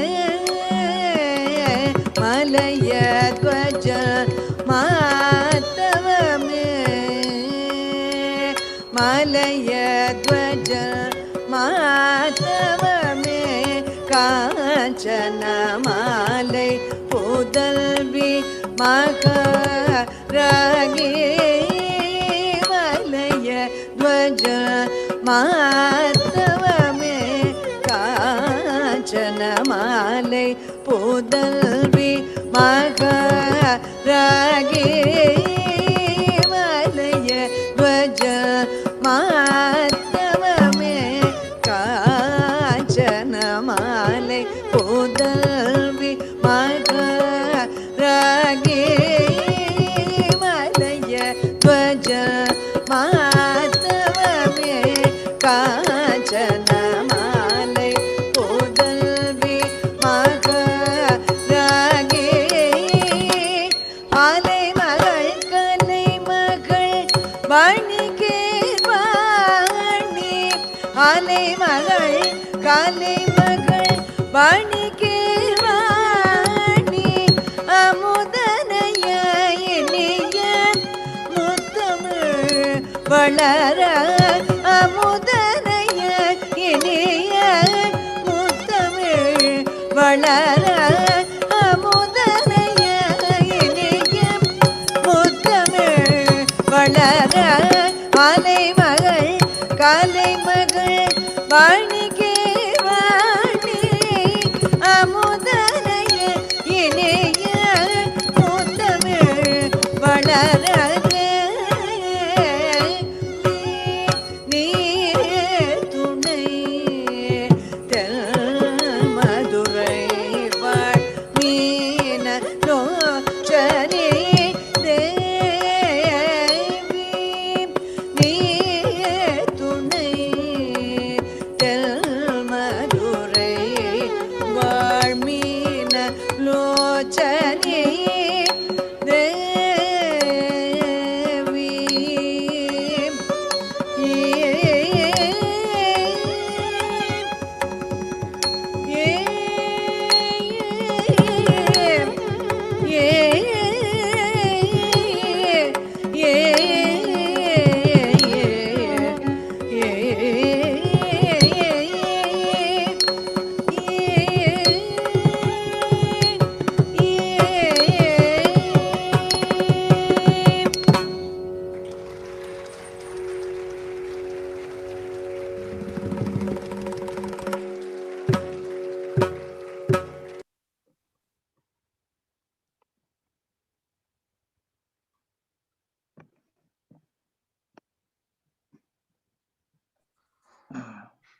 Three.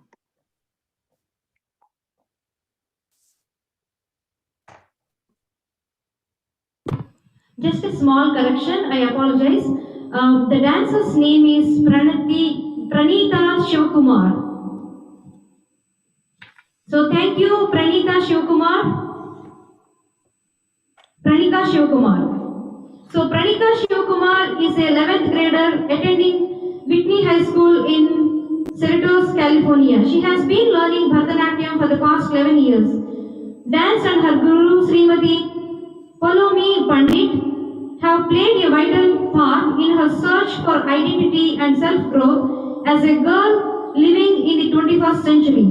The item that Pranika performed is Devi Niye Tunai, which praises Lord Meenakshi for her beauty and power. Goddess Meenakshi is born the daughter of King Malaya Dhwajan and grows to become the successor of the throne. She shows her true form as Goddess Parvati after being married to Lord Shiva. Through Goddess Meenakshi's story, the penetrating power of women is portrayed. Thank you Parnika Shivkumar.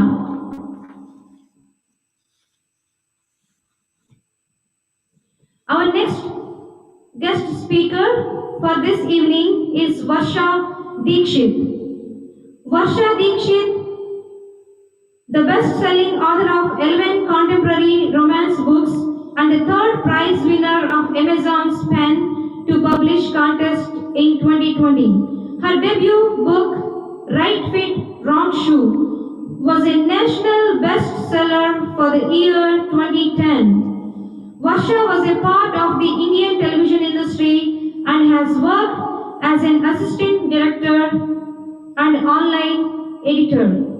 She considers herself a dreamer who thinks deep but writes light.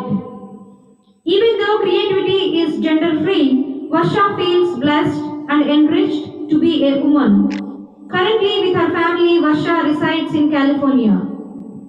Please welcome Varsha Dikshit. Good evening, everyone. Thank you. Thank you for the very kind introduction. Good evening, everyone. Wish you all a very happy International Women's Day in advance. A big thank you to NFIA and my dear friend Kamini ji for making me a part of this event. My name is Varsha Dikshit, and I'm the author of over 11 women's fiction books, many of which, thanks to my readers, have become bestsellers. Being a self-taught writer, it was a quote by one of my favorite authors, Toni Morrison, that gave me the confidence to write my first book. She said, if there's a book you really want to read, but it hasn't been written yet, then you must write it. My books include elements of friendship, romance, humor. The characters undergo horrible and wonderful things. However, what is universal to my writing is that all my women protagonists are strong, articulate, and empowered women who are true to themselves. And this was possible because I was raised by a strong woman, my mom. My late father, too, was instrumental to my empowerment and confidence. He taught me that my opinions matter and I should chase my ambitions without any kind of guilt.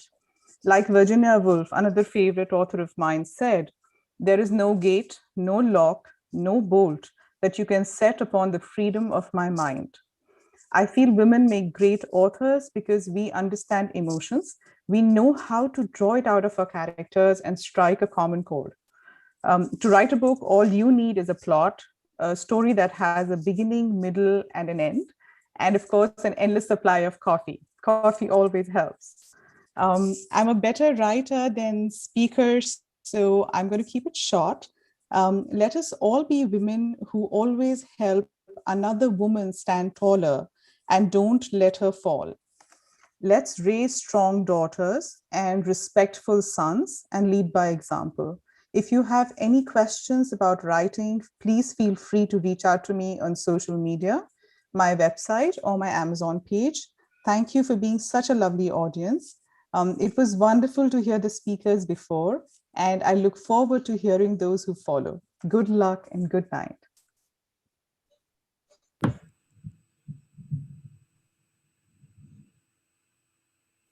Thank you, Varsha. Thank you so much. Thank you for accepting our invitation, and thanks for your time and sharing all the accomplishments with all the wonderful women here in this evening. Thank you. It was my pleasure. Thank you, Manoramaji. Thank you so much. Much appreciated. So let us move on to the next guest speaker of this evening, Richa Sharma. She's an educator. She's a woman in business world. Richa Sharma, director and owner of Lake Forest Montessori School. A soccer mom, a wife, and involved educator and a businesswoman. She received her MS in computer science from California State Long Beach. She is pursuing her passion for early childhood education, creating a positive impact on every child's life had been extremely fulfilling and rewarding. Let us welcome Richa Sharma. Hello everyone, I'm Richa Sharma, owner-director of Lake Forest Montessori School.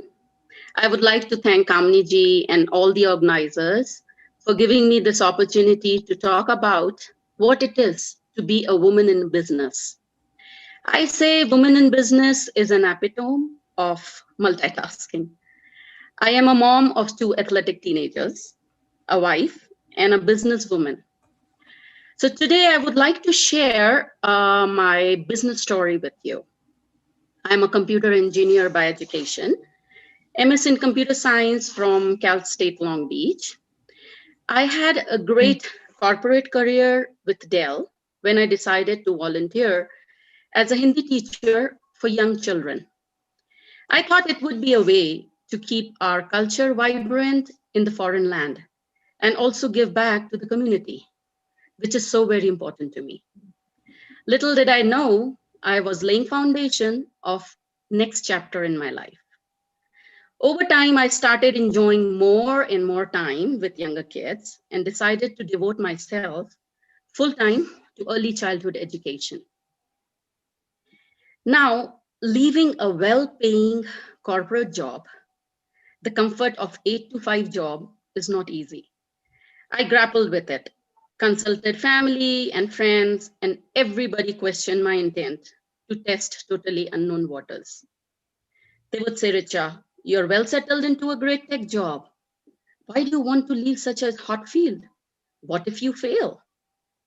Grappling with my decision to leave job and start my venture, I spent numerous sleepless nights pondering whether my venture will succeed or what if I'm not cut out for this. One evening, I was picking up my son from gymnastic lesson. He kept failing to do cartwheel, but kept trying. In the car, he said, Mom, I learned so much today. And believe me, that was my aha moment. My son was not afraid of failure to try a new skill. I have to stop telling myself I'm not ready to do that. Instead, think if I don't get it at first, I will keep trying until I succeed. Failure is not opposite of success. It is a step towards learning process. So outlook should be either you succeed, or you learn. Year 2020 was the most challenging year for every small business. So Lake Forest Montessori was no exception. We had no control over global pandemic, but there were things that we could do to adapt for my employees and customers. The adversity tested us and my team, and I responded with technology-enabled services for my customers and employees. My team held virtual meetings to keep the spirits going and navigate the COVID shutdowns. So the lesson for business is agility and constant innovation to survive and thrive. I won't take a lot of your time. So to conclude, I would like to urge everyone dreaming to start a business, have a dream, make a good plan, surround yourself with good people, with good team, work hard and stay focused, which is very important, to execute and always innovate and adapt. Thank you. Thank you, Richa Sharma ji. Thank you, Manorma ji. Thank you. Thank you, Richa Sharma. So the few things that I noted here are really inspiring to hear from you. Failure is not an opposite of success. That's such a beautiful way you put it. You know, failure is just another step towards a success. Right. That's really good, inspiring. And the other one is agility, and you have to be always be surrounded by the good people. So those are the things that definitely we all, love to hear and will definitely inspire us. Thank you so much for your time. Thank you for accepting our invitation. Thank you. Thank you so much. So with that, our next guest, beautiful speaker, is Aparna Hande.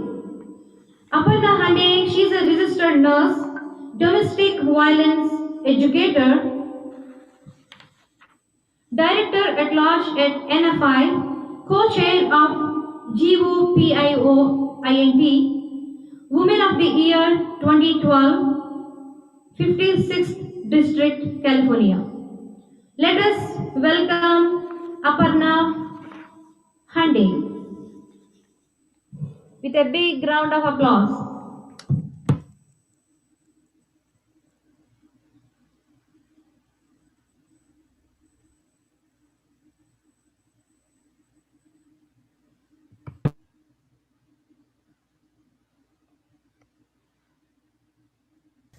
Welcome to my presentation. Title of my presentation is Domestic Violence Survivor, Empowering Domestic Violence Against Women.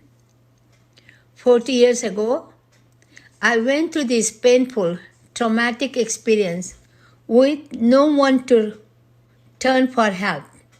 I felt ashamed and guilty.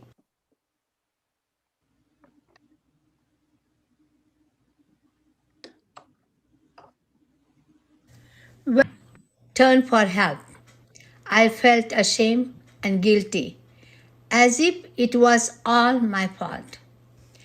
Prior to my marriage, I was well settled in USA. Went to India, married a man, and brought him to USA. Within no time, my dream shattered.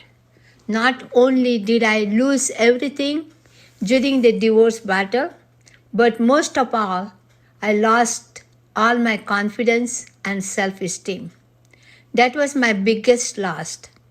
That is the time I realized that I cannot continue to cry over this, but rather help others who are going through the same situation. Last 30 years, I have been working with South Asian community for social cause.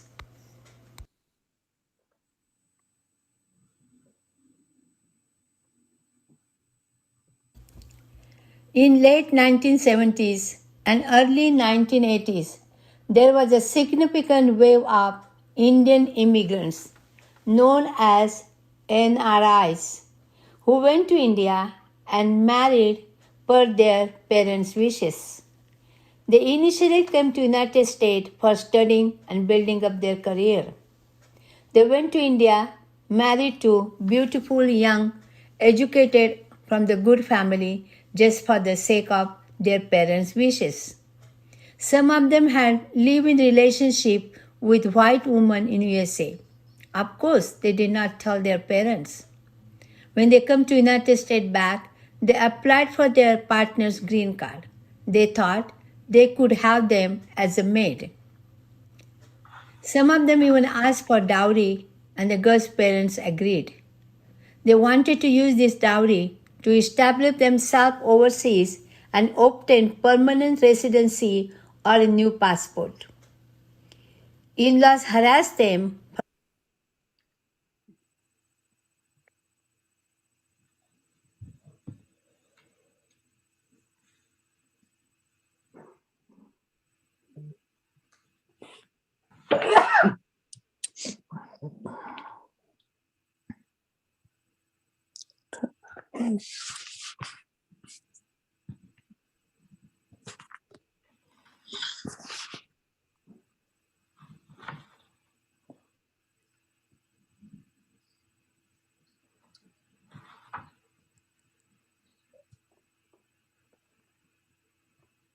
I'm sorry, I have to replay that slide. The slide got stuck. Okay, thank you, Aparna Hande. Thank you so much for sharing your thoughts. There is one more slide left. The slide got stuck. So Okay. just a second. So are we going to play that slide or? The next slide actually. So,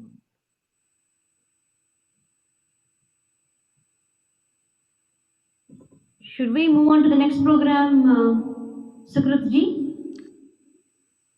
yeah, I guess trying to see if they can play the slide anymore. Okay.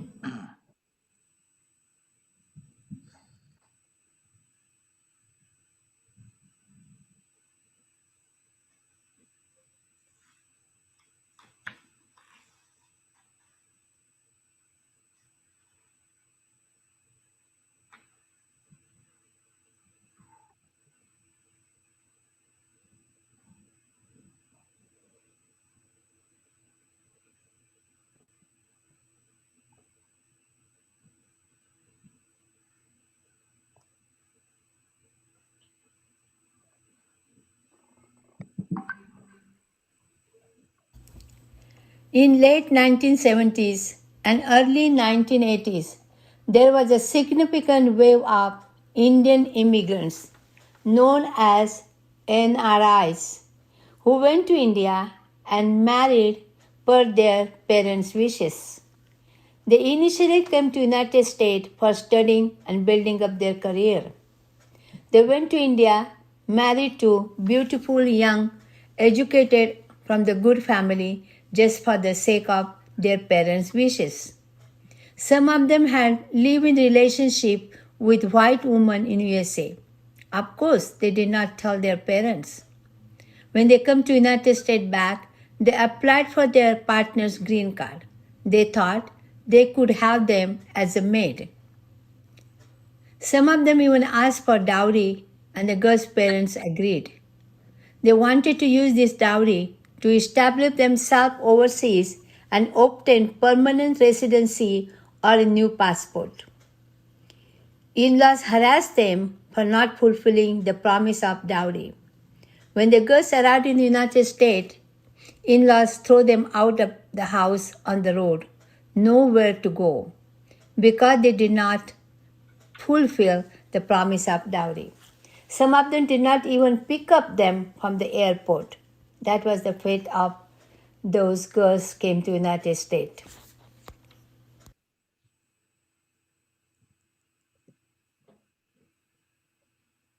What is domestic violence?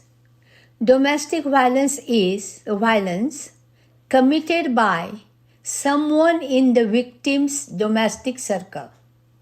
This includes partners, ex-partners, immediate family members, other relatives, and family friends.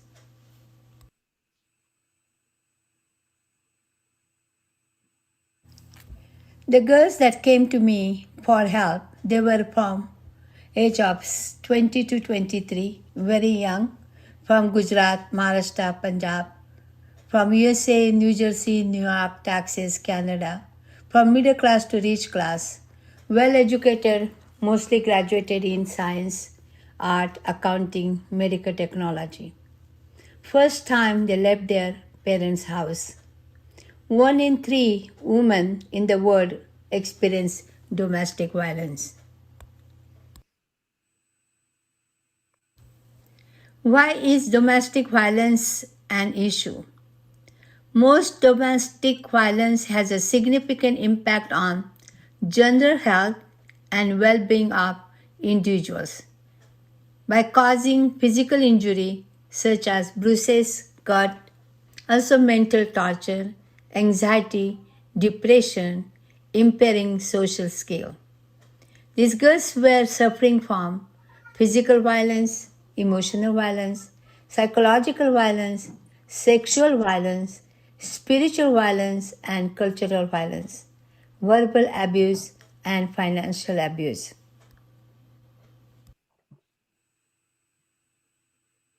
How did I empower them?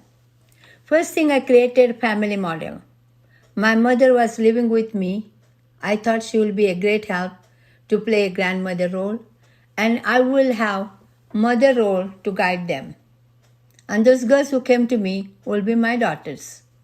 Second thing I did was created immediately safety plan for giving shelter to them in my own house so they feel safe. Home is a place where individuals seek love and safety. Finding a job in local area near Pioneer Boulevard, in nursing home as a caregiver, medical lab as a technician for immediate economical empowerment. I assisted them in violence restraint order, assisted them in filing the green card, sent them to the other school to learn English.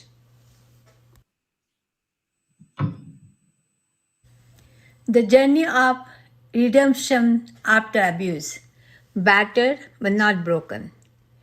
Reclaim all domestic violence victims, those came to me to stay with me, their independence and well settled down in their new relationship.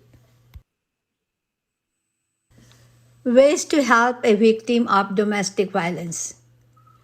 contact the National Domestic Violence Hotline at 800 number. Listen to them without judgment. Watch for low self-esteem, anxiousness, depression, or talking about suicide. Watch for behavioral signs such as isolating themselves from friends and family. If they have a suicidal thought, please contact immediately the National Suicide Prevention Lifeline 800 number or call 911.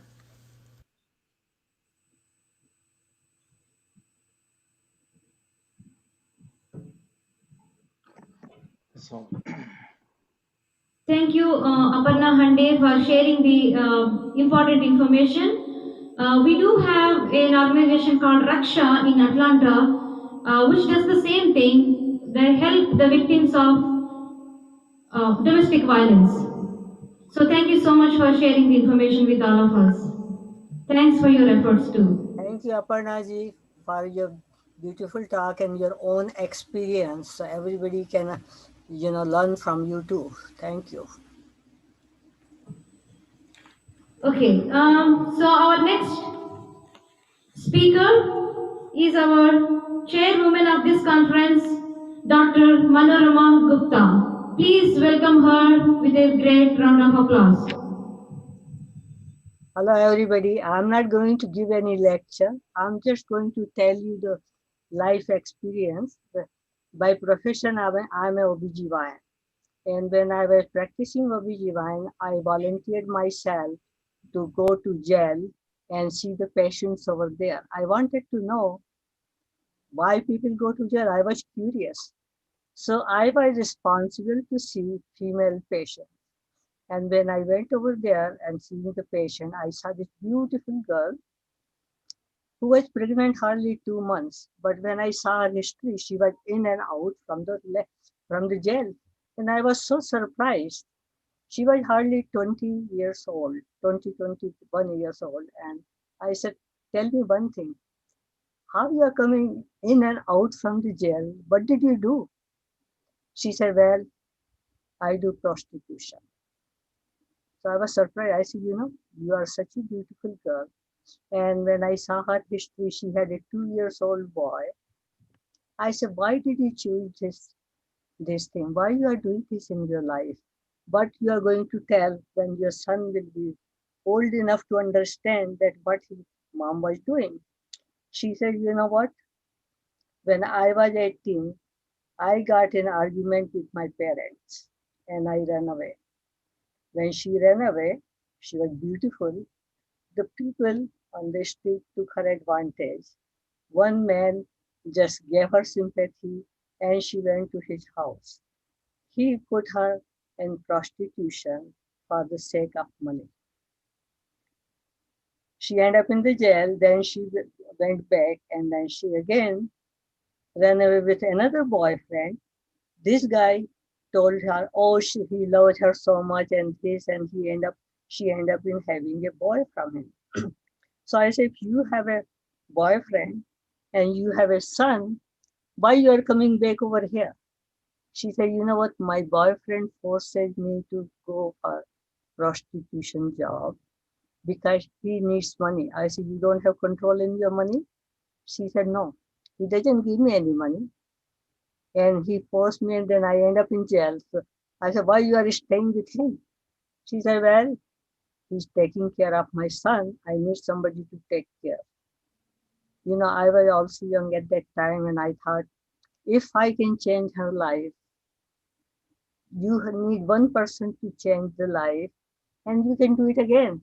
So I said, look, I will help you all the way. You have to promise me one thing. Whenever you will need help, I will give you the help, but you won't go to this job again. You won't do this prostitution. I want you to be the good mother. She said, then how will I do it? Because my boyfriend doesn't give me any money. I said, look, I will help you financially also as long as I can, and I will send you to the sources where you can go with your son and get the help. Every day I used to go over there and I used to make sure that I see this young girl and talk to her and influence with my thing. So maybe she will change her mind in her life. And she did. She took off with her son, ran away. I sent her to the shelter and where she got educated. She left the prostitution and she promised me she will be a very good mother and she will be the role model. And I feel so grateful and so thankful with this experience. So thank you.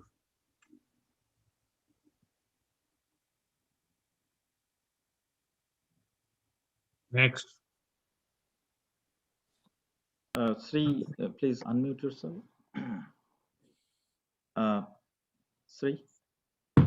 Sorry, I was on mute. Sorry. Yeah, thank you so much, Manoramaji, for sharing such a inspiring story with all of us.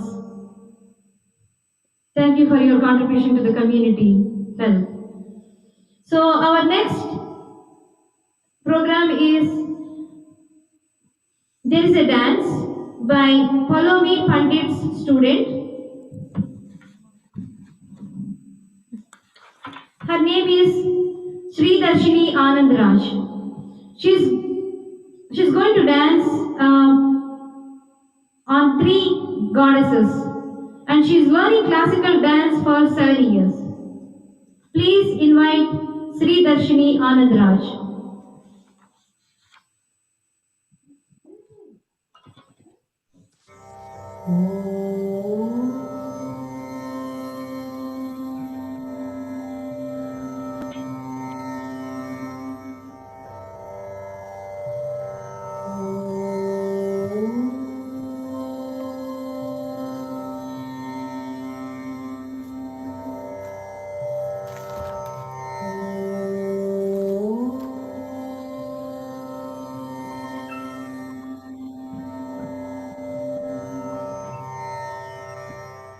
Saraswati नमस्तुभ्यं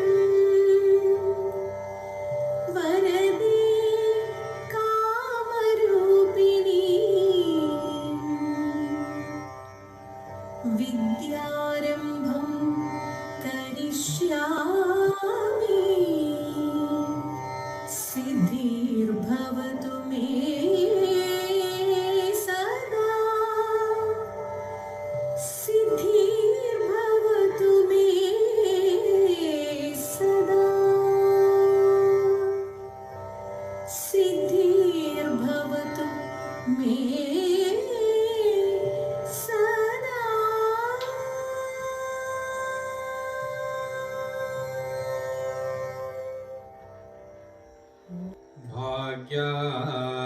भाग्यादलक्ष्मी बारम्मा नम्मनि सौभाग्यादलक्ष्मी बारम्मा नम्मनि सौभाग्यादलक्ष्मी बारम्मा नम्मनि सौभाग्यादलक्ष्मी बारम्मा जय मेले जय निकुत ಗೆಜ್ಜೆ ಕಾಲ್ಗಳ ನಾದವದೋರುತ ಹೆಜ್ಜೆಯ ಮೇಲೆ ಹೆಜ್ಜೆಯ ನಿಕ್ಕುತ ಗೆಜ್ಜೆ ಕಾಲ್ಗಳ ನಾದವದೋರುತ ಹೆಜ್ಜೆಯ ಮೇಲೆ ಹೆಜ್ಜೆಯ ನಿಕ್ಕುತ ಹೆಜ್ಜೆ ಕಾಲ್ಗಳ ನಾದವದೋರುತ ಸಜ್ಜನ ಸಾಧು ಪೂಜೆಯ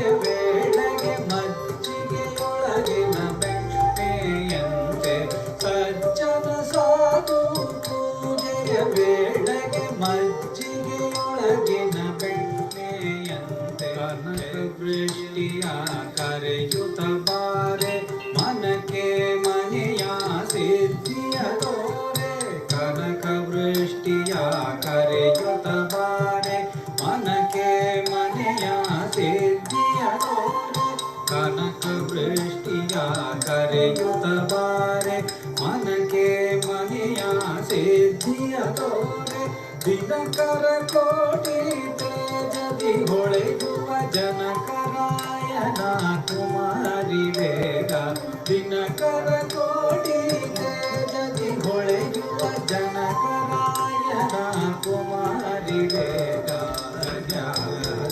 ಲಕ್ಷ್ಮೀ ವಾರಮ್ಮ ನಮ್ಮಮ್ಮನಿ ಸೌಭಾಗ್ಯ ಲಕ್ಷ್ಮೀ ವಾರಮ್ಮ.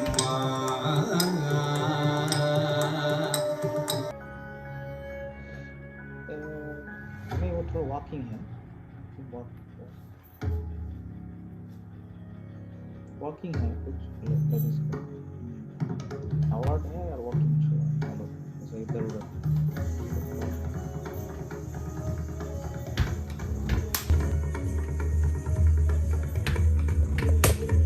उसको 10 minute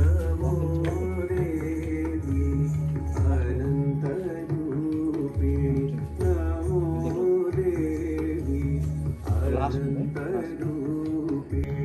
प्रणत पालिनी Devi NaMo Devi Anant रूपिणी Namo Namo Devi NaMo Devi Anant रूपिणी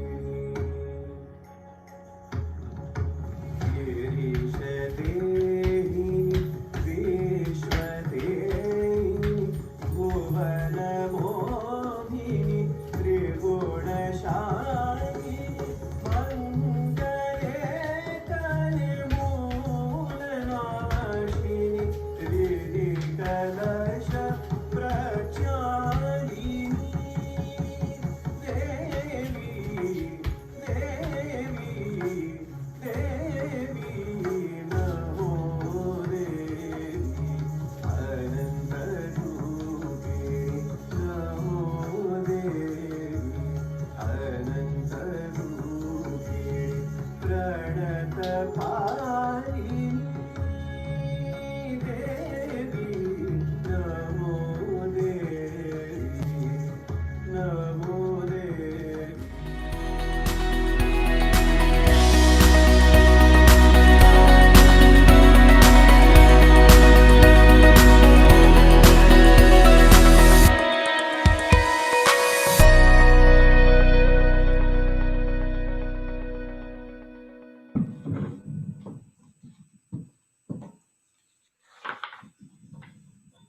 Thank you, Sri Darshini Anandaraj. I just want to correct one thing. I mentioned that she's a student of Palomi Pandits, but she's not a student of Palomi Pandits. She's from Ramesh Tali's group, Sargam group. Please apologize for that. You know, if any mistakes done by me for the names or anything which are not intentional, so please forgive me for all those mistakes if I have done anything unknowingly. Okay. So our next speaker for this evening is Charu Shivakumar. Barriers in breaking the glass ceiling. A woman's perspective. Charu Shivakumar is founder of Excel Foundation and Neo-Hindu Foundation. Vice President of Vishwa Hindu Parishad of America, Los Angeles. She worked for 20 years for humanitarian causes. Let us all welcome Charu Shivakumar with a big round of applause.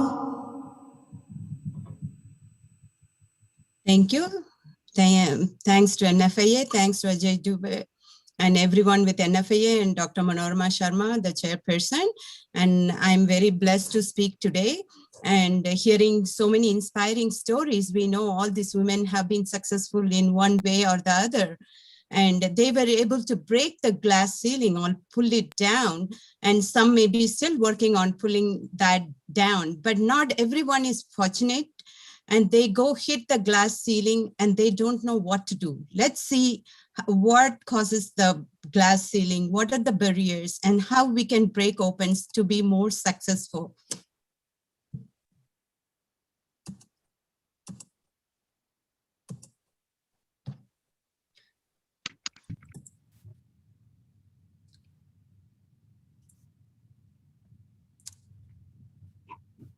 So what is a glass ceiling? The glass ceiling, a phrase first introduced in the 1980s, is a metaphor for the invisible and artificial barriers that block women and minorities from advancing up the corporate ladder to management and executive positions.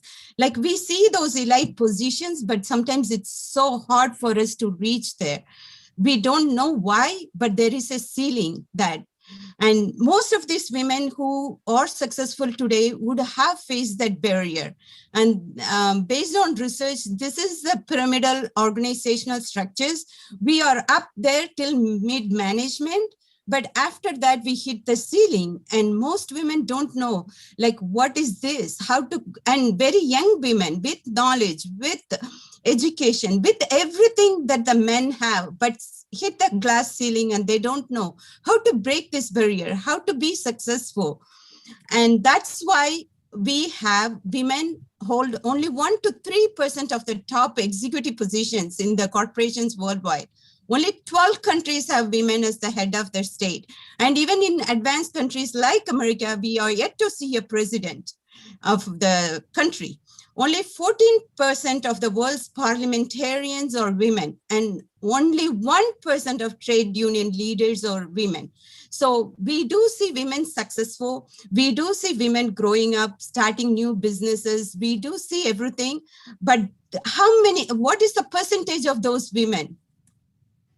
What are the barriers? We have stereotypical thoughts. Women are considered more emotional, unstable, assumptions that women cannot devote to work as much as men do, and male-centric competitive model within organizations. Even today, that's there. I attend a lot of conferences, and I feel sometimes, rarely there are like 40 people and 2 or 3 women are there in those conferences. So women's expectations are also like, they are comfortable with what they have. And I think we sometimes fail to self-advocate for ourselves. And how can we undo the glass ceiling? Like, what can we do so we break open this glass ceiling? And why should we do that? We have to do it because it's fair practice. We need balanced mix of feminine and masculine attributes, and women are source of many resources. They have the knowledge, they have the efforts, they have the products, they have the ideas, and they can do good. And those opportunities have to be provided to them. They keep knocking sometimes, but the door doesn't open. So we have to be there, and we have to have the key. More women are starting businesses or climbing up the ladder, but they are still struggling to break and go to the top level. And we have to create opportunities for all equally. And what are the strategies? How can we dismantle the glass ceiling? We have to have, from the government side, clear policies and procedures on gender equality at workplaces. And we have to have unbiased opportunities in recruitments and promotion. It shouldn't be we have to be demanding. We have to always show our presence. It shouldn't be that we have to always ask for our promotion, or we have to always secure a place by fighting for it. It should naturally come to us. If we are educated, if we have the skill, if we have everything, why should we not get it without fighting for that? Why should we pull up the women's card? We shouldn't be doing that. Everyone should be treated equally. And we should foster and nurture women's talents. And how can we, what should be the policies to dismantle? We have to raise awareness about gender disparity. There are in many professions where men and women get different salary. Educate the management and employees on gender bias, establish an equal opportunity policy everywhere, not just in the developed countries, and not only in the business sector, in every sector, even in an unorganized sector, because we are not talking here about the women in America. It's international. We are leaders of the global community, not just here. Create a safe and respectful work environment for women and address preconception and stereotypes that hinder women's growth, and treat gender diversity as a business priority. Thank you. And that's what I wish. And I'm so blessed to see all of you being successful. I think you broke the glass ceiling, and let's help other women who are struggling to break that glass ceiling. Let women stand by women all the time. Thank you. Thank you, Charuji, for your inspiring speech. Thank you, Charu Shivkumar. That is such an energetic speech. I echo with what you said. You know, in the corporate world, it's always like that. So even I feel the same.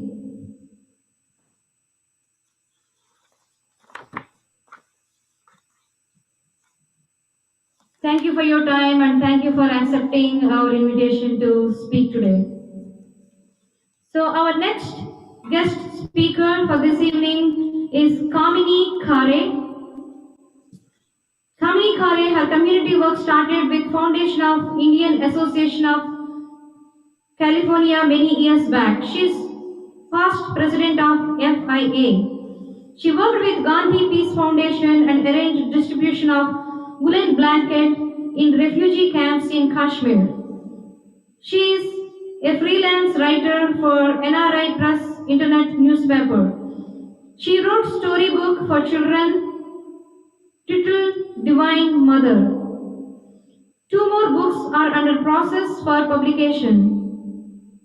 Little Harry goes to yoga school and Professor Braca does not like spinach. She has produced her own radio show, Radio Mayuri, in cooperation with Dr. Manorama ji on 1190 AM radio station. So please welcome Kamini Khare with a big round of applause. Kamini Khare.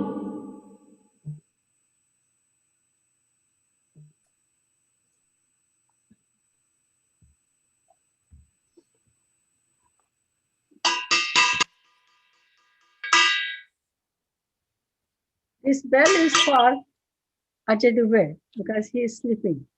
So please, Ajay, get up. And Modi ji says when you going to tell something nice, you bring the bell. So I'm following his instructions. I want everybody to wake up. And my topic is for today, women can have all. My dear daughters, sisters, mothers, and seniors like me, start dreaming. The sky is the limit for all of us. Especially the ones who are born and raised here are in the best place to enjoy every phase of your life. When my generation came in this country, we were alone. We have left our family long back. We were away thousands of miles away from them. But we still were connected with our family emotionally. We were writing a letter every week. I know probably all of you were writing a letter, keeping connection with your family. And when I came here, I just came after my graduation. I had a master's degree in economics. I was perfectly happy with my son, a baby, and a husband, and as a housewife. I was no dream to find a job or anything, but still I had a little passion that I should own some business. I'm telling you this story because if I was able to start the business, so you can do also, because I had never worked in India. I was just raised as a pampered girl, like any like other women. So if I can start the business, you can start the business also. And you have all family support. You have financial support. There's many kinds of business training classes are available for you. So whatever you want to do, you go ahead, dream it, and you can have everything in your life. As growing up a child, you were adored, loved, and praised as a beautiful daughter. I never allowed my daughter to wash dishes in my home. When she went to college, she told her friends, "Oh, I'm washing the dishes first time." They were surprised. So we Indian family raise our daughter with a lot of tenderness, lot of pampering. So you are in the best place. As a child, you're enjoying everything. When you're a teenager, you have a lot of friends, you can go to college, and you not to worry too much about the money, because I know all Indian families do everything best possible for your daughters to go to college, finish their degree, whatever they want to do, and then they can move on. And now you have finished your college degree. So I believe some romance cloud has been taken over on you too. So if any time in your life you're confused, please share with problems, any concern you have with your family. Because most of the mothers are educated, they will understand you. You're not alone here. So I'm telling you, you are the best place in best time, because you are second generation here. We all have daughters, they are getting married, they are having everything in their life. So just go ahead, enjoy it, everything what you have it. Anytime you have any problem, go back to your parents, because they have a vested interest in you. After all, you're carrying their genes. What do you want? You want to you become successful, have a happy and loving home for yourself. And maybe someday you will be grandmother too. So you will tell the same story to your children also. Now you're about to college, looking for your first job, planning to go higher education. And I'm sure by this time you are thinking about your romance life, your meeting a nice partner. So if you have met somebody, go and discuss with your family. I think they will be very, very supportive for you. Anytime you have some anxiety in your life, because life is some kind of lonely out there when the girls go into college, because they see everything in new world.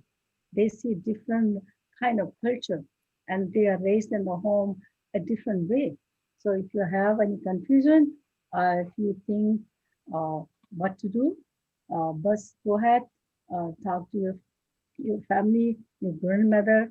You're carrying their genes, and I'm sure they will guide you the right direction. And you may not agree at that time, but if you give it this thought, you will see that yes, they are telling me something better for yourself. By this time, all the mature and crave your own path. Right now, you finish your college, you have higher education. Now you are willing to carve your own path. So you can see what you want to do. You want to take off some years and plan your family, get married, have a home, go for it. As long as you're educated, you can start your career, you can dream your business anytime.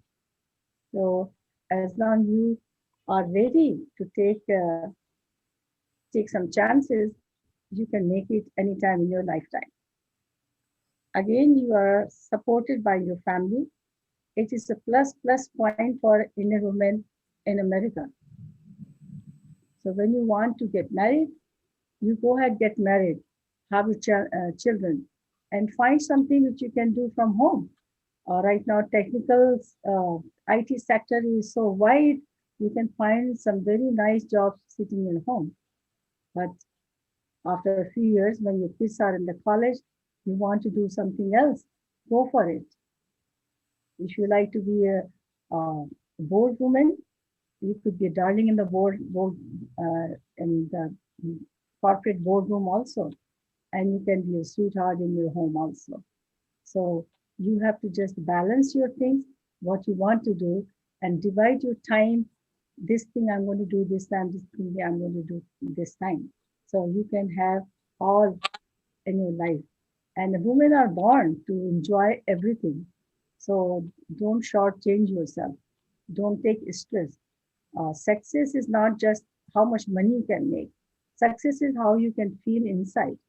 If you're happy, maybe you have a very good job and you're putting 16 hours a day there, but when you come home, are you very happy with that? So look into yourself and see what is your happiness is.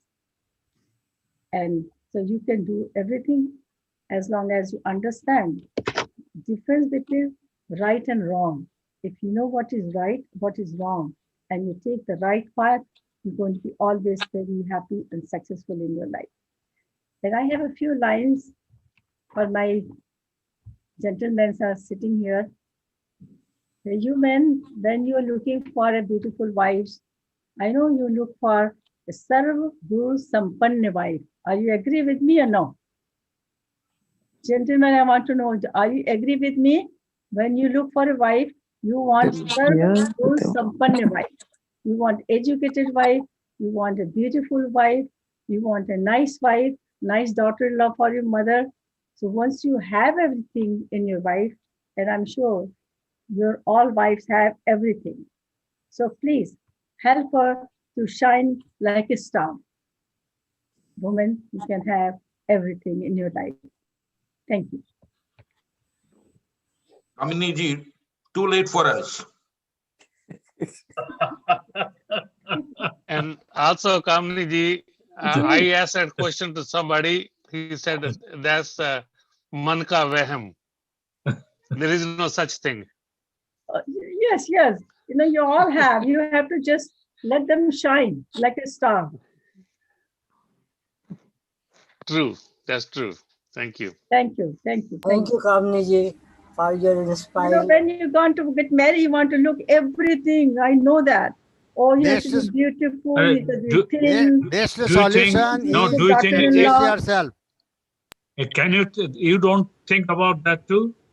You have handsome like When you Dharminder have it, you're and not all. able to. So please help her to shine. That's all. Why do you Thank you very compare much. with the actors? Ji?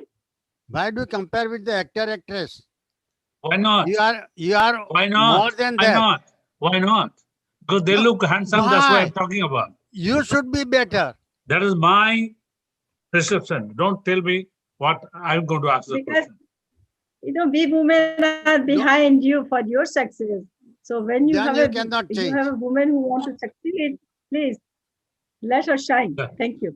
Ajay Dubey is going to do a men's conference pretty soon. Right. And Okay, he will be let's the move on. MC. Let's move Also, on next.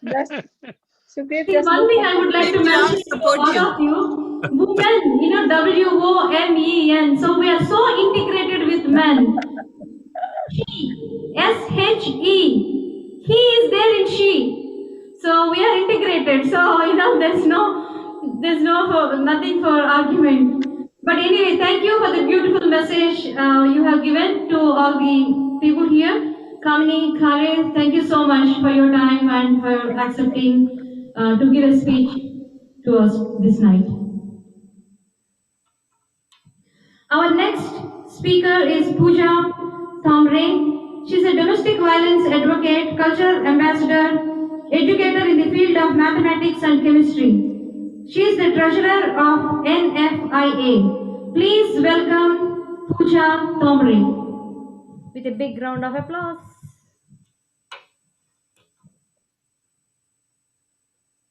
Ms. Pooja. Thank you very much for that lovely introduction and you carrying the entire program at such a cheerful note.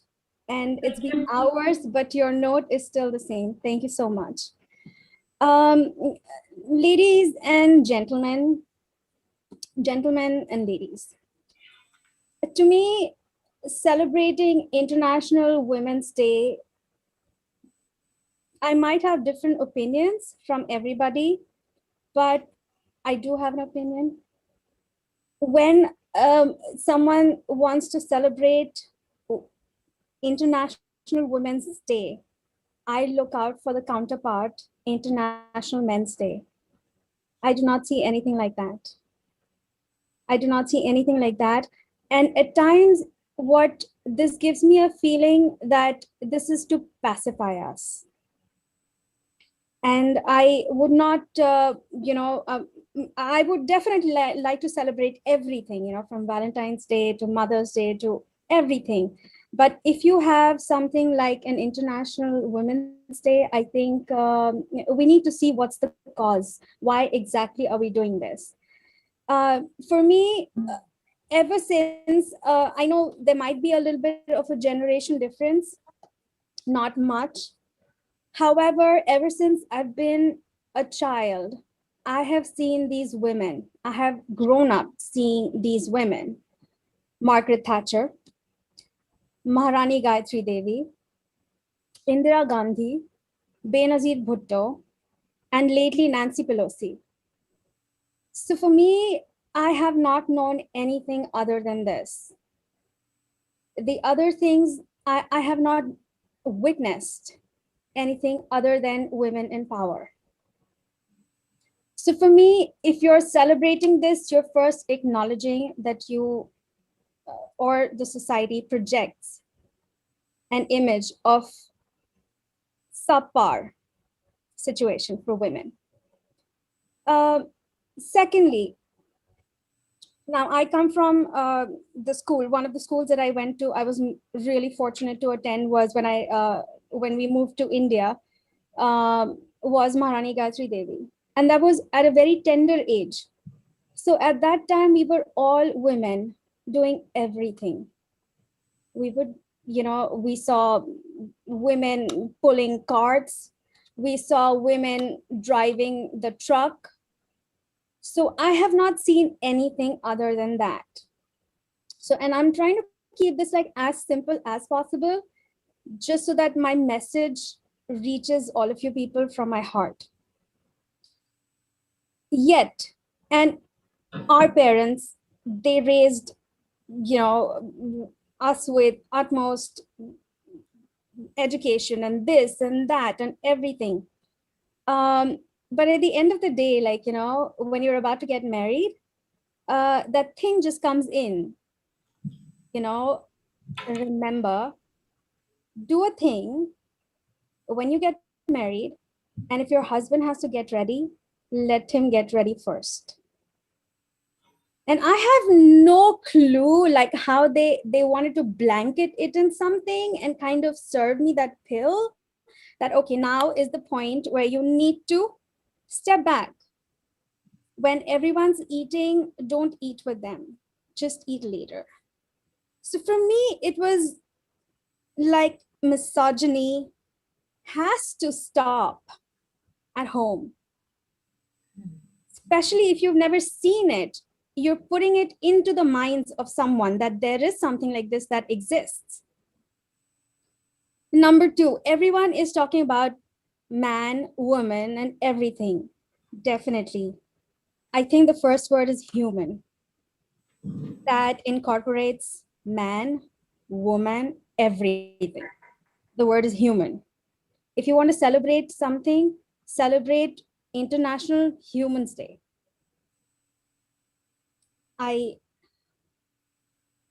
I'm always, my thought process is a little bit rebellious, as always. Lately, okay, I was served that pill, and then lately I was just watching a movie with my daughters. I have two daughters. I was watching a movie with my daughters, and something was going on. Oh, girls cannot go there. Oh, a girl just went out. Oh my God, look what she's gonna face.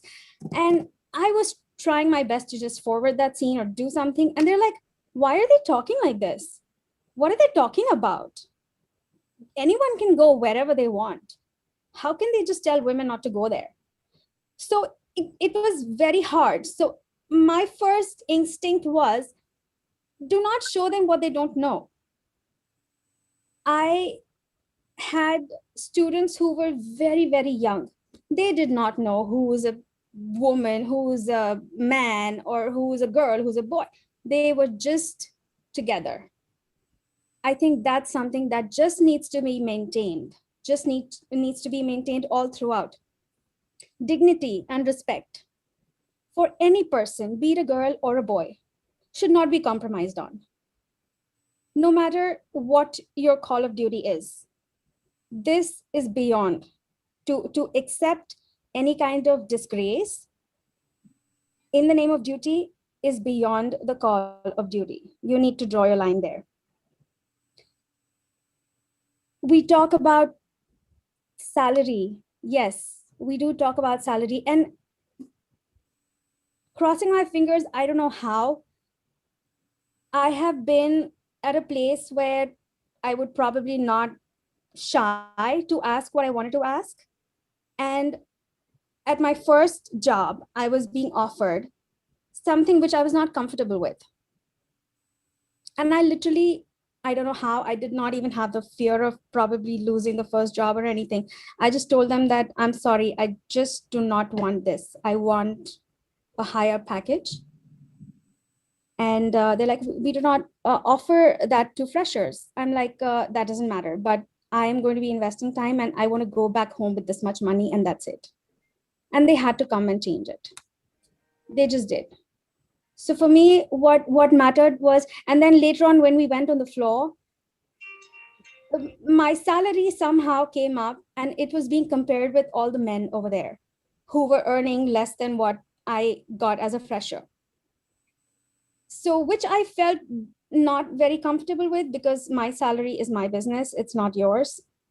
But then they really wanted to know and then they wanted to compare and they literally did whatever. So for me, it was like, it's the skills that matter. So be okay to ask for that high salary if you think you want it. Another thing that I have dealt with is we talk about gender equality, which, yes, many of you have seen and faced. But there is also a thing called generation inequality. That is something that we need to think about.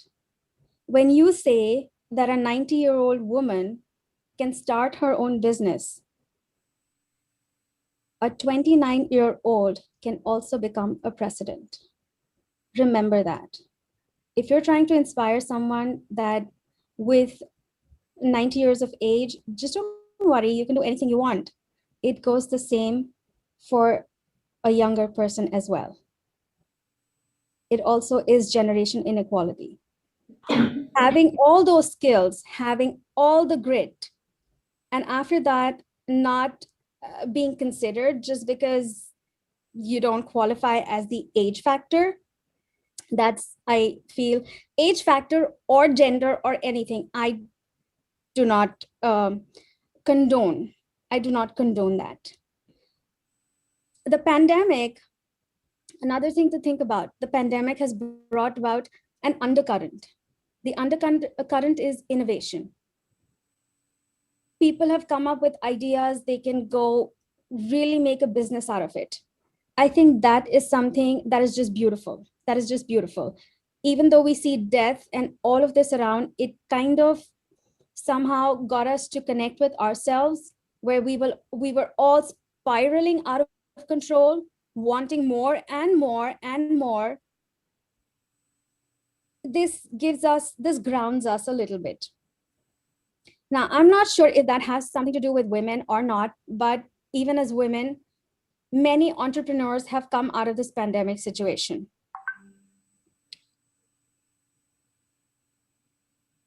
One thing I would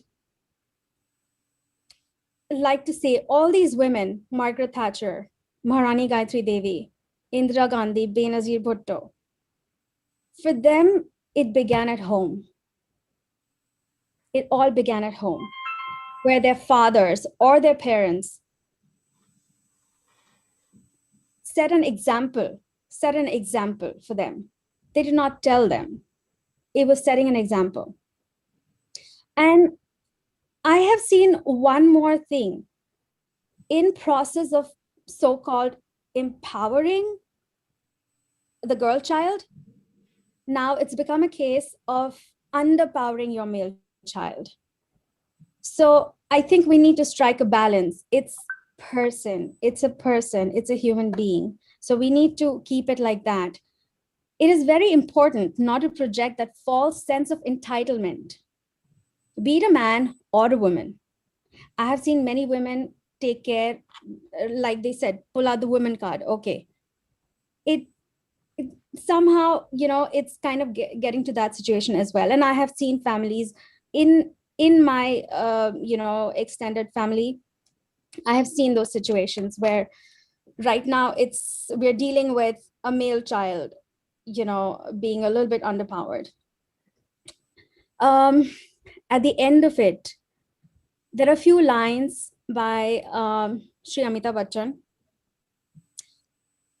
And this day definitely, it does not take away from any of the accomplishments that we are here to celebrate. But it, like they say, every day should be International Women's Day. You shouldn't just label it as one day. People are accomplishing things every day, and those accomplishments should be celebrated when it's due and not wait for one day to celebrate those things. Few lines by Mr. Bachchan. He writes to his granddaughters, both of you may be a Nanda or a Bachchan, but you are also girls, women. And because you are women, people will force their thinking, their boundaries on you. They will tell you how to dress, how to behave, how you can meet and where you can go.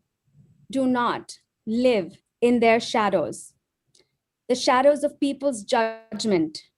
Make your own choices in the light of your own wisdom. Do not let anyone make you believe that the length of your skirt is a measure of your character. Do not let anyone's opinion of who you should be friends with dictate who you will be friends with. Do not get married for any other reason other than you want to get married. People will talk. They shall say terrible things, but that doesn't mean you have to listen to everyone. Never worry about log kya kahenge. At the end of the day, you are the one who will face the consequences of your actions. So do not let others make the decision for you. That may be difficult world to be a woman, but I believe that it is women like all of you here today present, that will change the society. It may not be easy setting your own boundaries, making your own choices, rising above people's judgment, but you, all of you, can set an example for women everywhere.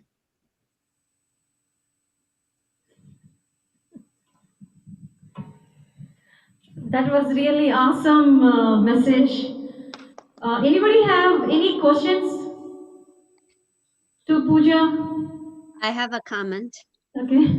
Yeah, okay. It's actually just a comment. I thank you for that wonderful speech. As you were talking, I was just reflecting on the thousands of women that I have met across the course of my career, women who've left dangerous situations, women who are seeking asylum with babies, who've just gone through so much. And one thing I've learned is that there's a lot of conditioning that occurs in a young child who is a girl.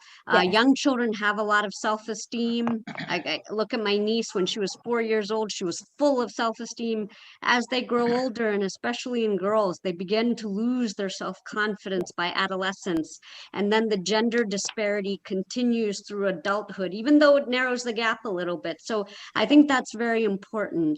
In a free society, in a democracy where a woman can stand up for her own rights, and this isn't possible in many parts of the world, and even in our land here in several communities, but in a free society, what I've noticed, and this is a more nuanced perspective, the women who seem happiest, who seem fulfilled, are the ones who don't ever compromise on their dreams. Correct. And they have supportive partners and supportive families, and they're unafraid and unapologetic for their successes. So one of the things to remember is that women are conditioned to be innately compromising, to innately be sacrificing. And we have to sometimes fight against that view of minimizing ourselves, and instead making ourselves more present, more seen, and less apologetic for going after our dreams. We want that for every young girl, and we want to role model that for the next generation. Absolutely. Our daughters, our nieces, everyone's watching us. Pujaji, thank you for your lecture. But yes, there are people over here, even in inequality of genders, that some of us are very strong character women who and they are broken. People will listen. We never compromise for anything. And fortunately, I was born in the family where women are really strong and dominating. Not dominating that we want to put our husband Right. but sticking to their grounds. And it will depend how you have grown up, what kind of qualities you got. My father always told me that I can do anything in the world. If I want to, I can change the world. And that's the thing which is still in my heart and I still believe. So thank you. Okay, I think. Thank you for having me. Go ahead, Gino. Okay. Hi, everyone. Well, sorry. Can I say something? Yes. Go ahead. Okay. Go ahead. Okay, so I would like to say something because I think that it's important that we all know, because I'm a young person still, okay, and I just feel that in order to understand our society, we had to understand about our culture, where we come from, what was our our background, our cultural background, religious background. And I think that these cause an influence in everyone. And I feel a little bit, when I was growing up, I come from Mexico, but even though like girls there of 15, 14, they don't know anything about the menstrual periods. Their parents don't talk about them. I was raised by a nurse, and I didn't have a sexual relation conversation with my mother. And so this is some things that the stigma, like the virginity, why a woman has to be virgin instead of a man, why men can be with so many other women, but women, why they need to be all pure and all these things. And so I think that yes, there is a sector, there is a privilege, and perhaps that they haven't gone through the hardships. And for me, I praise the women. They leave the path for others to enjoy those privilege that was granted for rights since the moment that we born. But because we was less strong, because we are society sometimes, okay, women have kids, they take care of the kids. That doesn't mean that we are not strong because we're taking care of the kids. That takes a lot more courage, because you are educating someone that is going to be leading and become part of the society. So I think it is very important, education, how we raise our kids, because that is very important, whether you are raising a male or a woman, both are valuable. But I do believe that it's important to recognize that women have fight for the equality, for being able to voting rights. And they continue, because I work in an industry where it's challenging. I work in the entertainment industry. Women's are less than it's a minimum. It's a percentage that is a minimum, such as the engineers. I work with different engineers. Just recently, I hired an engineer to work for coding, and she was the only woman right now. She was 25 out of a whole classroom of 50 men, and she was telling me I could not find a job.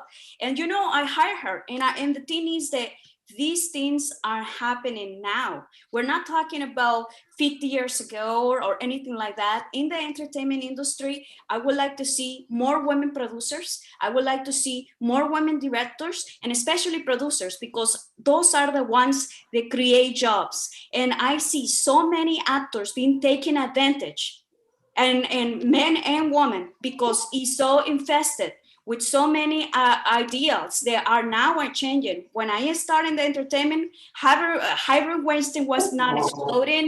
The Me Too movement was not exploding. I'm not part of the Me Too movement because I have my own reasons. But at the same time, I think that women, they had fought for other women, and we enjoy those privileges now, they need to be recognized. And so that's all what I want to say about that. So thank you. Sorry, I extended a little bit. You wanted to speak, right? Yeah, please go ahead.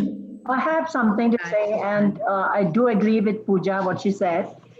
And I've always had this in my mind where we talk about women empowerment, and these events are going on everywhere. We are empowering the women.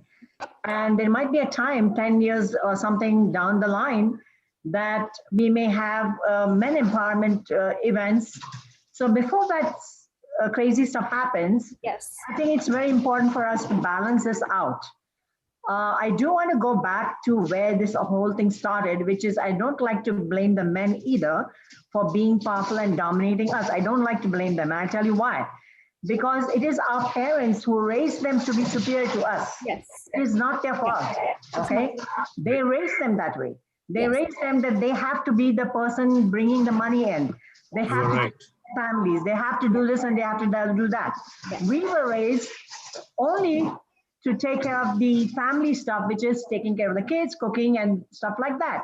Of course, as we advanced, we started being more educated and knowing more about what's in the world and what we are really capable of. So I hate when I see a lot of conferences where they bring the men down. I disagree with that completely. And the reason for that is we have to come with a compromise here. And the reason is because they were raised that way, okay? So we need to believe and understand the roots of where this whole thing started. And it doesn't even matter which culture we come from. Now we had a lady speak about the Spanish culture. Yes. And our culture, but if you look at all these cultures, whether it's Black, white, Hispanic, I don't care which one, I've seen this issue in each and every culture where the men are dominating, and the reason dominating, because they're brought up that way to dominate, okay? So I think this thing about women is a great thing. And I remember doing a women's conference last time. I brought men on the stage, and I think you all remember that. Yes. And I had an objection from a lot of people. And I think Ajay Dubey is the number one who had objection to that, I know. I said, Vasu, this is a women's conference, do not bring men on the stage. I said, if we're going to talk about issues that men and women have, let's bring on the stage and talk face to face instead of talking behind the back. I know the guys talk about women, and we know we women talk about the guys. Well, they did this, they did that. Why not come on the stage, talk what we want to talk on the stage? So we actually brought couples on the stage, and we had this conversation, we had a debate on this issue. So I believe in what Pooja just said, 100%, that we need to talk face to face, we need to compromise. We need to work with each other. We need to have to understand that we are all the same. Education, I don't also believe that the men should be taking care of the families only. We also need to participate in that as well. Both of us need to work together. That's how the generations are today. Women are educated just as the men are. It doesn't have to be his responsibility to take care of family. We can do it together. So Thank you so much. We have a time constraint. We are a little bit behind. Please apologize for that. So we will move on to the next item, which is a Kathak dance by Ipsita and Samrina Bhattacharya. Ipsita Bhattacharya, she is an 18-year-old and the rising sophomore at UCR. She has learned Kathak and other forms of dance since she was a kid under the able guidance of her guru, her mother, Deva Priya Bhattacharya. Simran Bhattacharya, she is a 14-year-old and a rising sophomore at West High School. She has learned Kathak dance and drama under the able guidance of her mother, guru, Deva Priya Bhattacharya. The Kathak Tarana is danced by Ipsita Bhattacharya and the A Vatan is danced by Ipsita and Simran Bhattacharya. Let us enjoy the dance.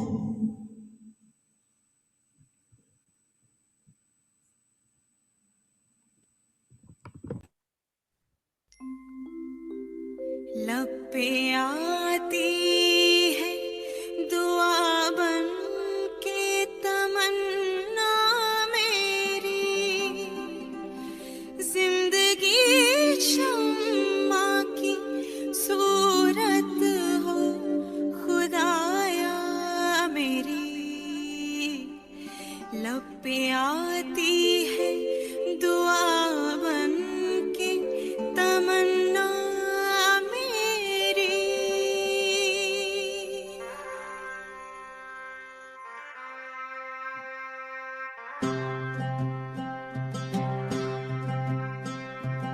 ऐ वतन वतन मेरे आबाद रहे तू,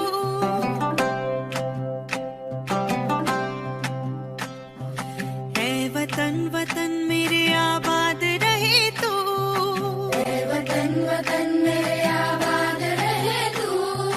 मैं जहाँ रहूं जहाँ में याद रहे तू, मैं जहाँ रहूं जहाँ में याद रहे तू। ऐ वतन मेरे वतन, ऐ वतन मेरे वतन।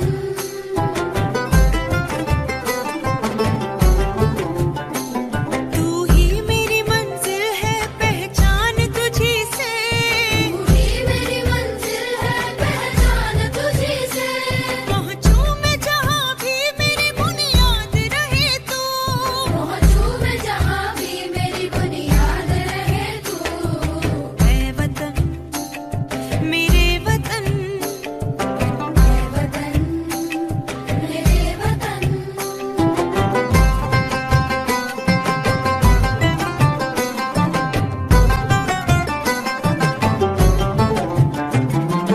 तुझ पे कोई गम की आँच आने नहीं दूँ, तुझ पे कोई गम की आँच आने नहीं दूँ।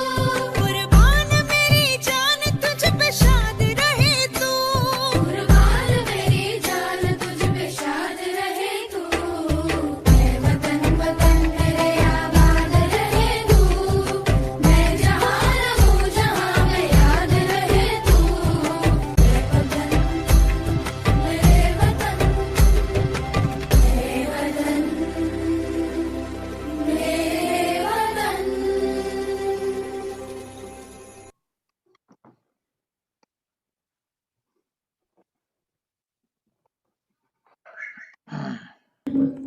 That's such a beautiful dance. Thank you, Ipsita and Samrina Bhattacharya. So we will move on to the next one. Next one is also a dance by Dr. Dimple Kaur. Princess Dance to Protect the Kingdom. Dr. Dimple Kaur, PhD, RSDE, CHD, is an accomplished Indian classical dancer, Bharatanatyam, Vilasini Natyam, and Chow, an actor and a practicing psychotherapist. She has done pioneering work in the development of the mind and body synchrony, dance movement therapy, and has created a new pedagogy, applied Natya therapy through her years of research, which is a psychotherapeutic healing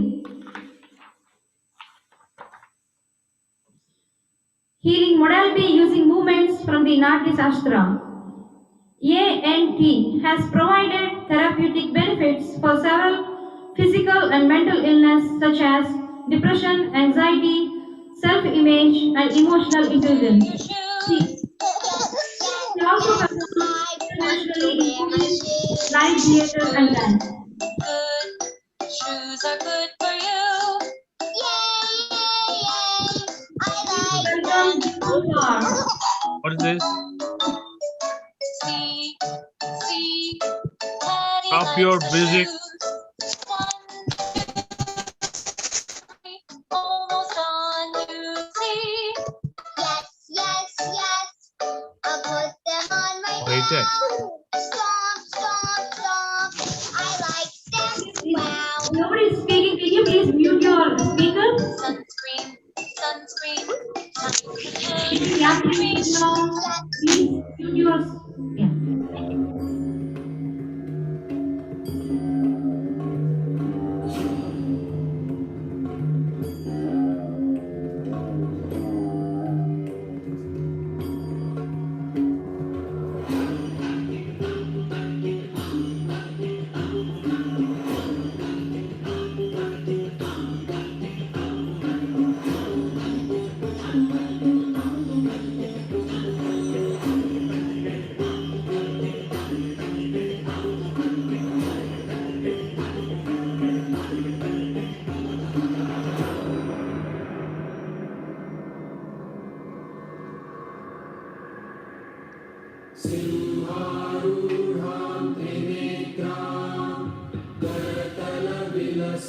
शङ्खचक्र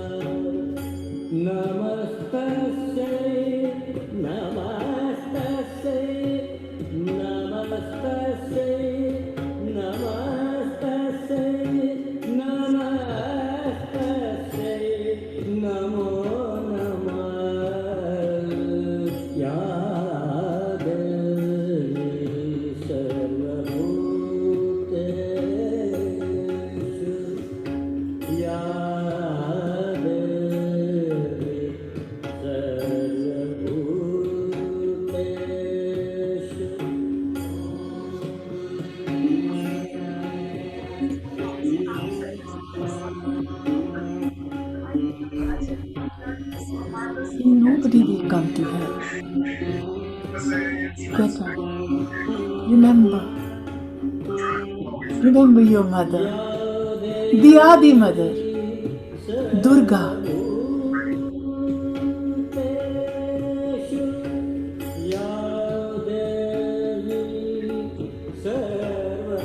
Remember.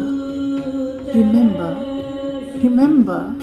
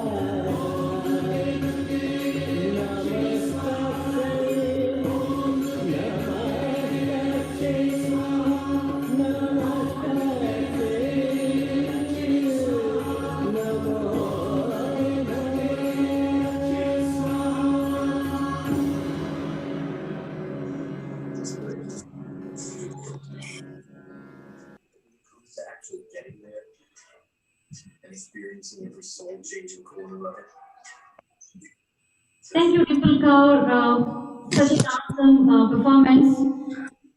Then we will move on to the next. We have another dance. It's a Marathi dance by Meenal Dhuri.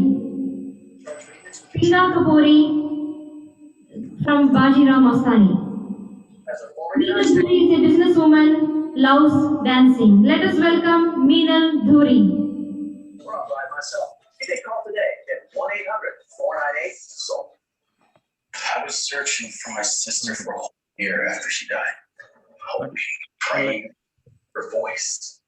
I'd like to request. I'd like Shrikant to request a Sound, minute. please mute your mic. I'd like to request a minute before the song plays because it's still buffering the song. Okay. It's not that I think Mariana is that important. Meena धुरी धुरी म्हणजे हे का हो हे कोणी आहेत धुरी कोण धुरी म्हणजे ती ही ना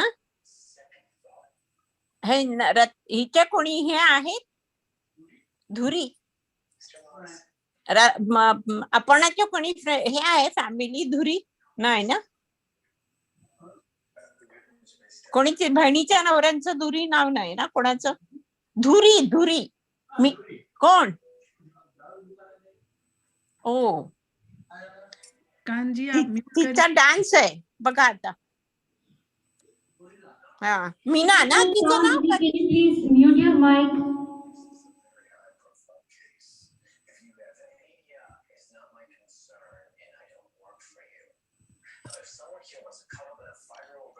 Give me 30 more seconds. Sri, give me 30 more seconds because the song is still buffering. Yeah.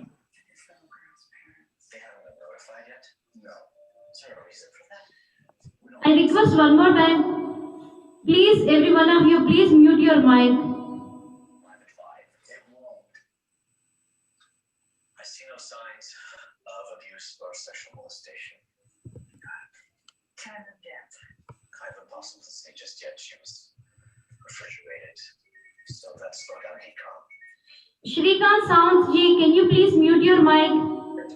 And Dr. Dimple Kaur, please mute your mic.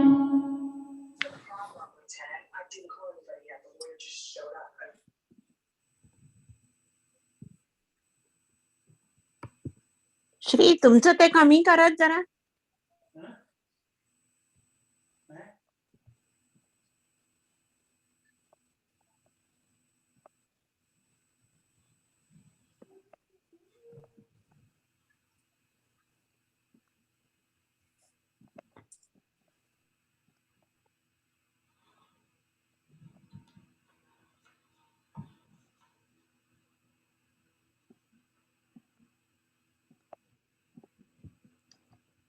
All right, I have the dance ready.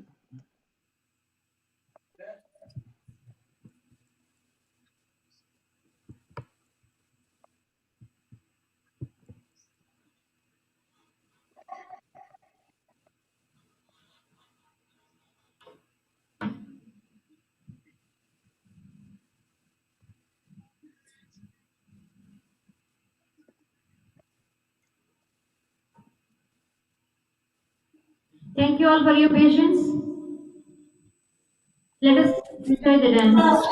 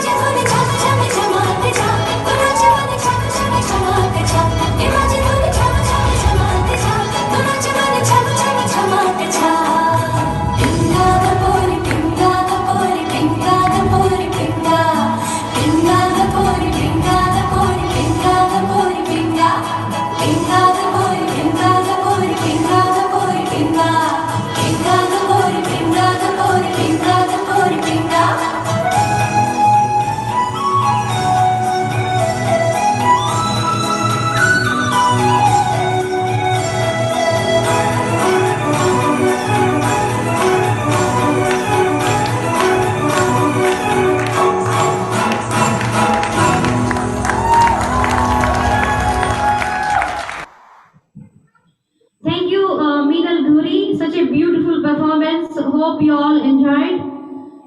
Let us move on to the next one. We are all waiting for that. It is Vajiria Beauty Production Fashion Show. Hope you're all going to enjoy this show.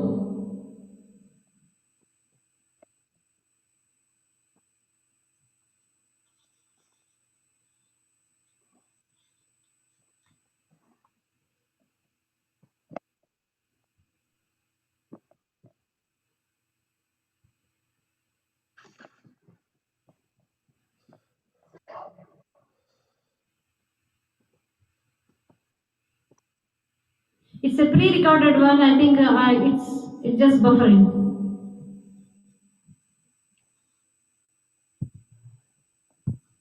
We've got. We are going to begin with Miss Global Ambassador. Miss Global Ambassador is Vivian Lee, Korea.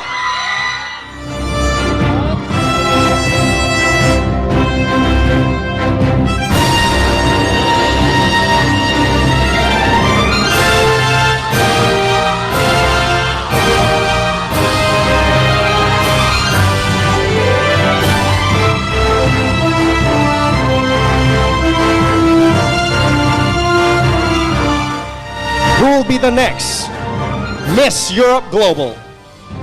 The top two finalists are Natalia Kilminskirgina, Israel, and Melissa Cofield, Sweden. The 2019 Miss Europe Global is Melissa Cofield, Miss Sweden.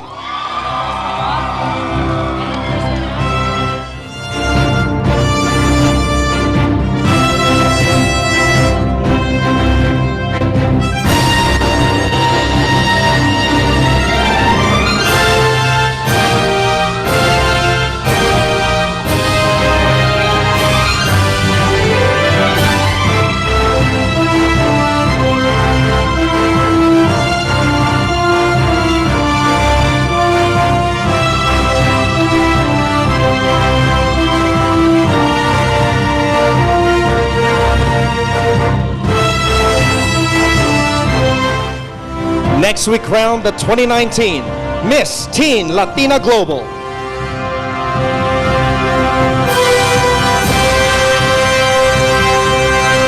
The fortunate young lady that will be crowned Miss Teen Latina Global 2019 is Angelica Tovar, Mexico.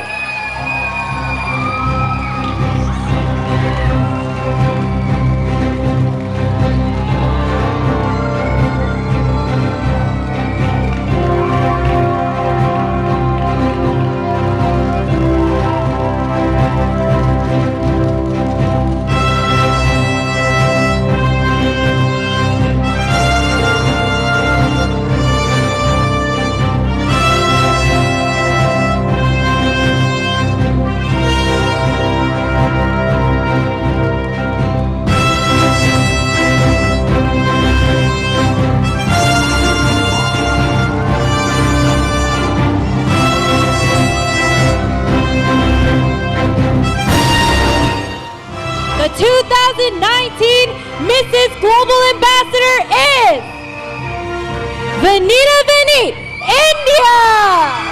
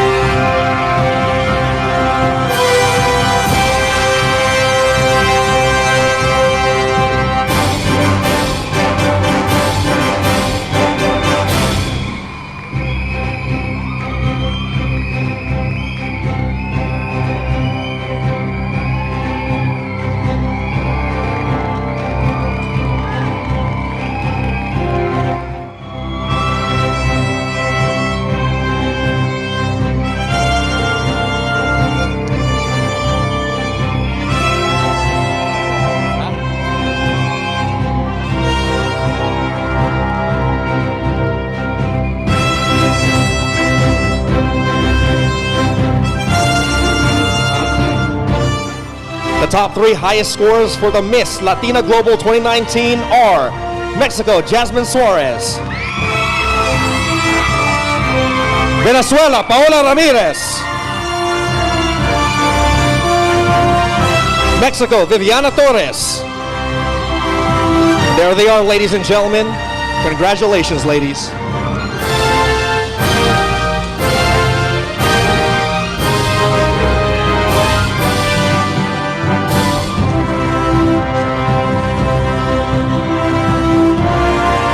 The second runner-up for Miss Latina Global 2019 is Viviana Torres, Mexico.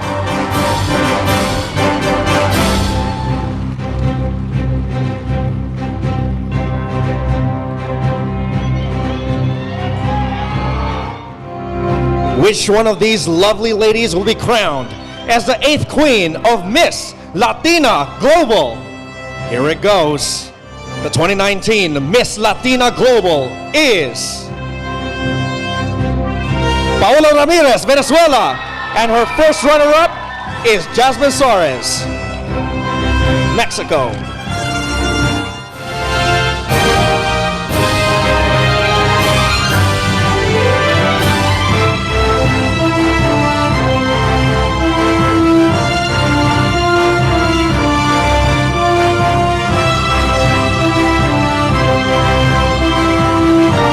Congratulations, Paola, the newly crowned 2019 Miss Latina Global. Please do your first royal walk. The top 2 highest scores of Mrs. Latina Global 2019 are Angelica Lopez, Mexico, and Crystal Vargas Campos, Costa Rica.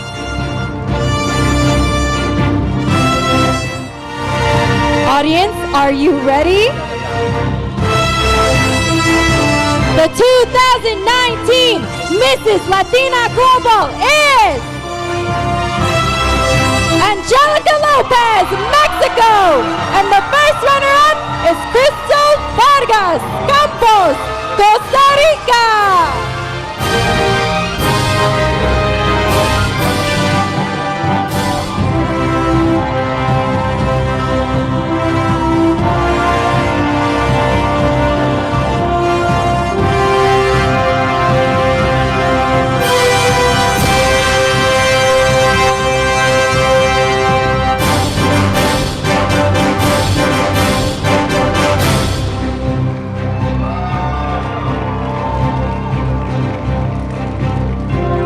Congratulations, Angelica Lopez, the newly crowned 2019 Mrs. Latina Global. You may do your first royal walk. Mrs. Latina Global California is Karina Insunza, Mexico.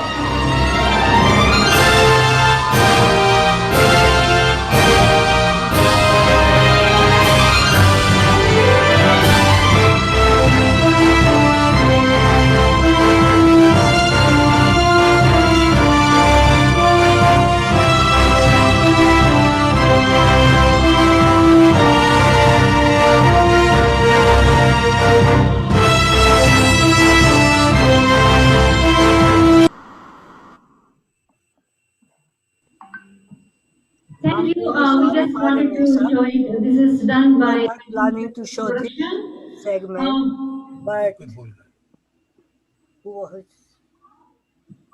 Manoramaji. whatever we had, he could not open that portion. So Sukriji ended up in showing this one. So the fashion show, which we really wanted to show, we could not show you. I'm sorry. I think it's a beautiful, it was beautiful. I think it was beautiful. I mean, Yes. if you wouldn't have told us, we wouldn't have gotten to know that we're missing something. So we were really enjoying it. Thank you. Thank you for sharing this. You're welcome. No, we had a very beautiful segment, but unfortunately, No problem.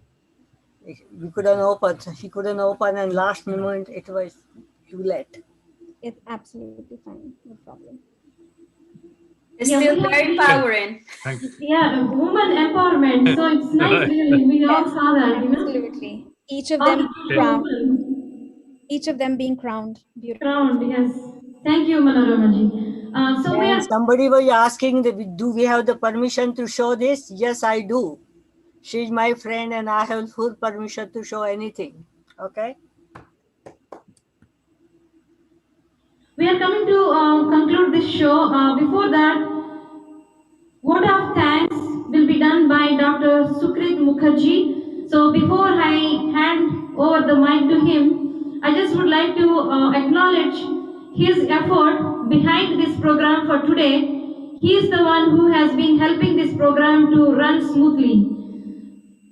And Dr. Sukrit Mukherjee is computer research scientist and biomedical informatician.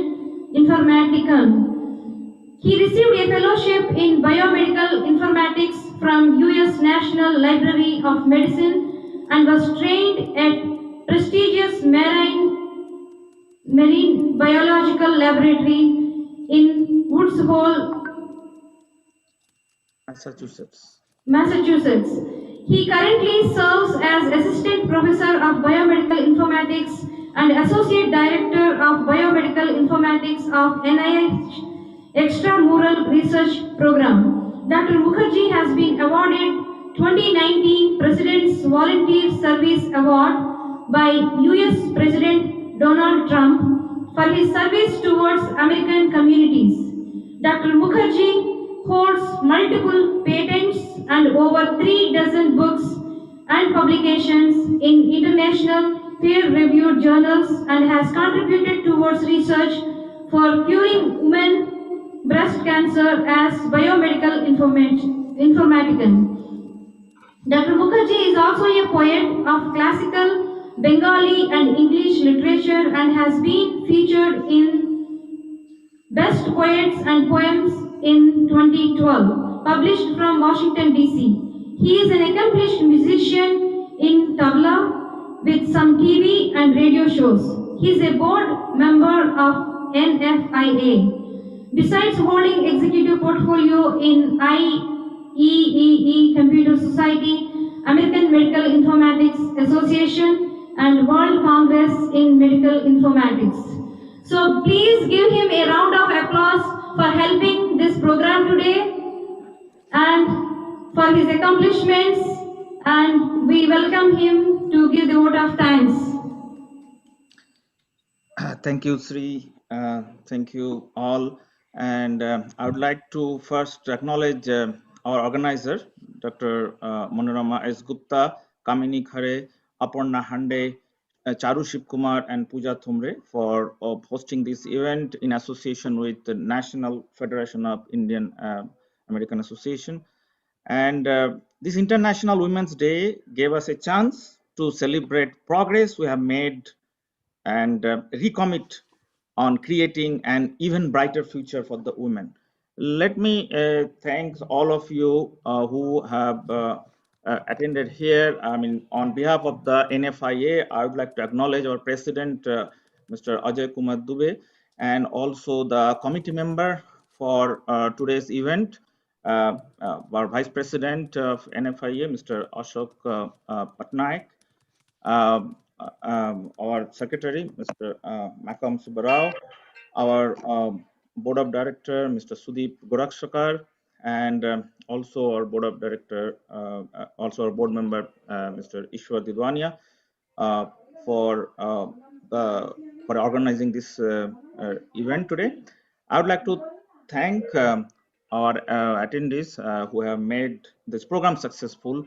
From the bottom of my heart, I would like to thank uh, all of you, including Aparna ji for your exceptional speech, Radhika ji for your attendance. Thank you, Radhika ji.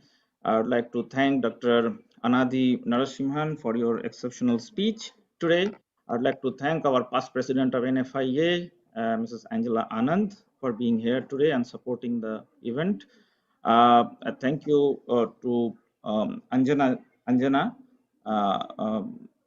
Anjana Praful Chand for attending here with us. Thank you to Charuji for your hosting this event, as part of the hosting this event. I'd like to also thank Dr. Dimple Kaur for her exceptional performance today and showing us a new way of dancing and mixing it with our life, particularly for the women. And I'd like to thank Ilona Maitro for her inspirational story today. Thank you, Ilona. I'd like to also thank Kamini Shah for present here today. I'd like to thank our NFIA RVP, Mr. Kamlesh Munshi, for attending this event. I'd like to thank Kishori Shahji for attending this event. I'd like to thank our NFIA Vice President, I'm sorry, Executive VP, Mrs. Lavanya Reddy, and I would like for being present here today. I'd like to thank Meena Patel too, and my sincere thanks to Michelle Mehta. I'd like to thank Nutanesh Bhattacharya and his family for the exceptional performance by his daughter under the trained scholarship of his wife. I'd like to thank Pami Bebli for being here today. I'd like to also thank our NFIA RVP, Mrs. Prashanti Harati, and her daughter for the exceptional performance they have given today. Thank you to Radhika Patel ji for being here today. And I would like to thank Mr. Rangesh Ganashali to be present here today and supporting us. Thank you to Rani ji, Rani Kusto, for being here today with us and supporting the event. I'd like to thank Mrs. Richa Sharma for being here today. And thank you for your attendance. I'd like to thank our one of the special person, that is Ramesh Thalli ji, for presenting some of the dances today. So thank you, Ramesh ji. And in the last moment, actually, I worked with him to get a special access to the dance. So thank you, Ramesh ji. Thank you to Srikant Sawant for being present here today. I would like to also thank our NFIA past president and also the current board of director for NFIA, Mr. Subhas Razdan, for joining here today from Atlanta. Thank you, Subhas ji. I'd like to thank Barsha Dikshit ji for being here today and supporting the event with your attendance. Thank you, Barsha ji. I would like to also thank Jatri Shukla ji for being here today. Besides, I'd like to thank all other participants who have participated since the beginning of the event, and the last but not the least, I'd like to thank our MC today, Sri, for doing an exceptional job. Thank you, Sri. Thank you for making the event happen. So I'd like to once again thanks I have to say everyone and something. congratulate to our organizers for successfully executing the Women's Conference by NFIA. Thank you all. Hello. So, Kate, I have to say something. Sure, go ahead. Okay, we have got another program tomorrow in our Portland, Oregon at 3 p.m. Please join that. So make that program successful. And at the beginning, I said something. That is the Bengali poet written 50 years back, that I do not see any difference between man and woman. Whatever great and beautiful, whatever great and beautiful thing happen and achievement that are in this world, half of that was by woman, half of that by man. So woman, man, there's no difference. We should work together and salute our woman. I salute my mother, so I salute all women. Thank you. Thank you, Ajay. Thank you very much for your valuable comments. In the end, I'd like to ask our host and the chair for today's event, Dr. Manorama Gupta, to conclude the event and to have any conclusion speech. I would You like are to on ask her mute, to unmute. Dr. Manoramaji, you are on mute.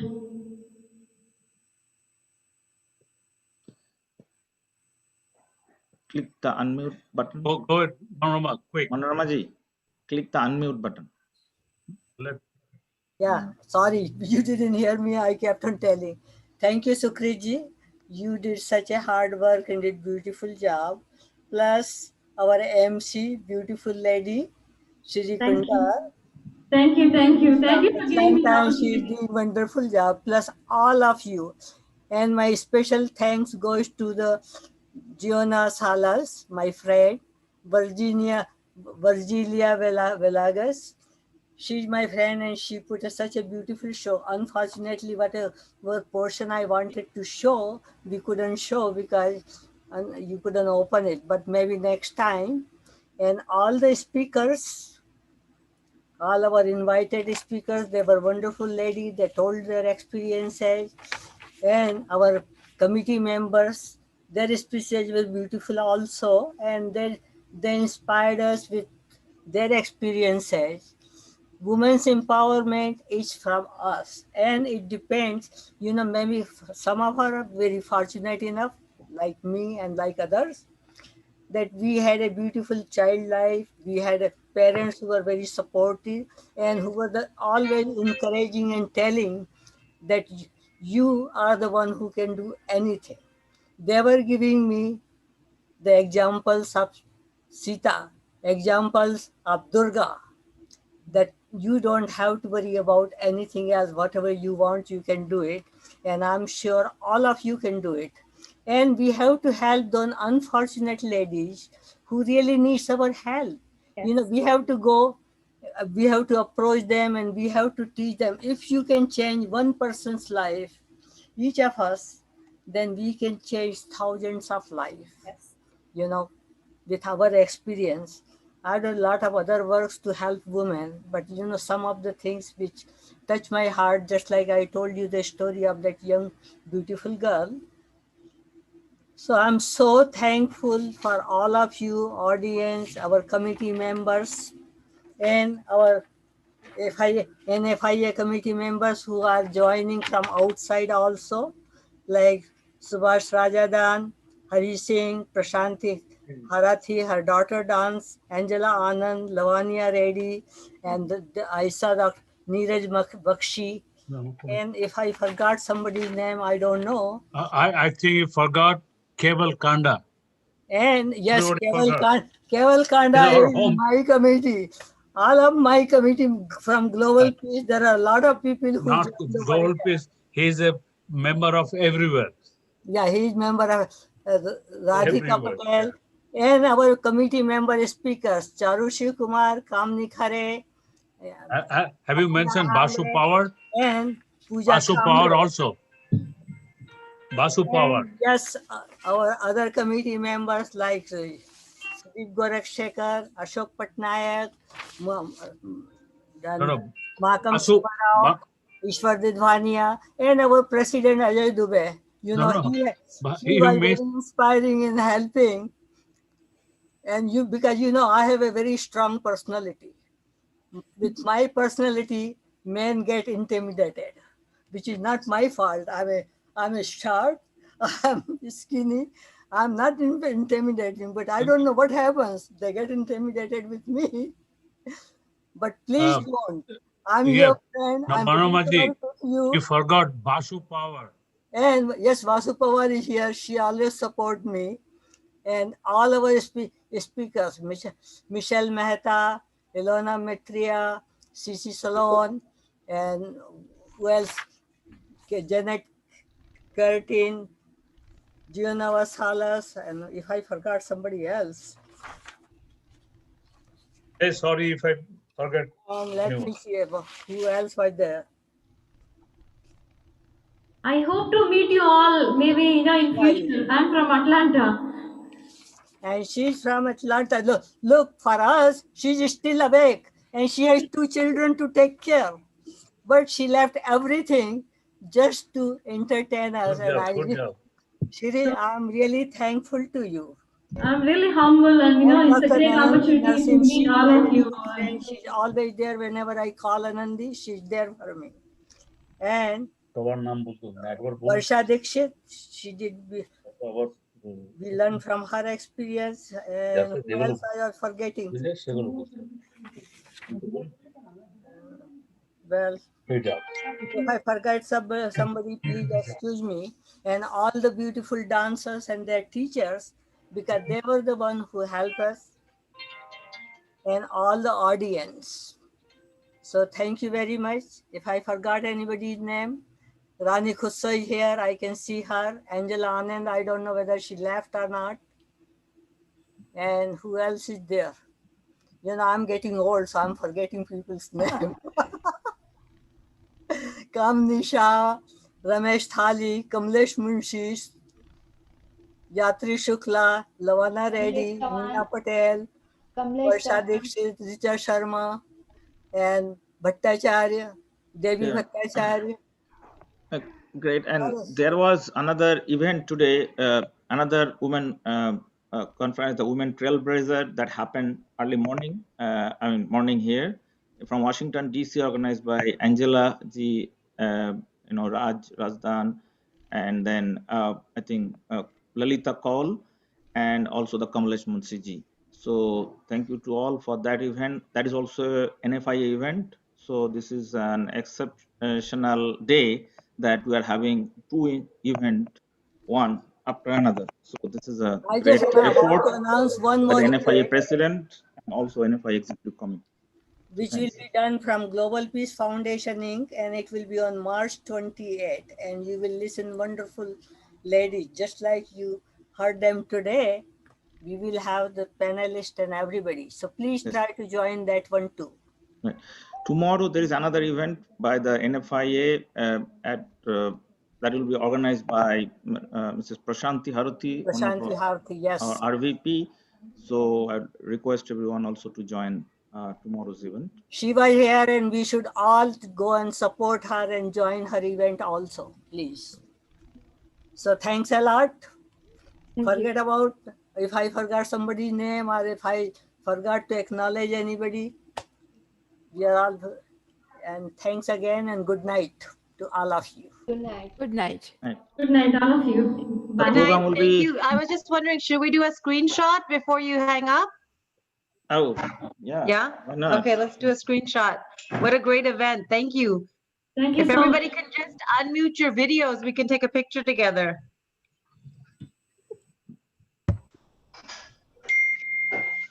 All right, there they are. Varsha Dixit, Richa Sharma. You guys gonna come on the picture? I don't think they are there. Yes.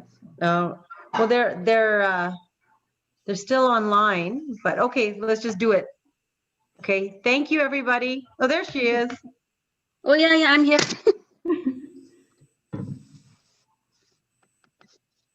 Tell us when. Are you doing that, Dr. Mukherjee? Are you taking the shot? Yes. Okay, thank you. Everybody smile. Cheese. Thank you. Thank you. Oh, there she is. There's Varsha. Oh, Okay, I'll there take we one go. more. Okay, just a second. One more shot. Smile.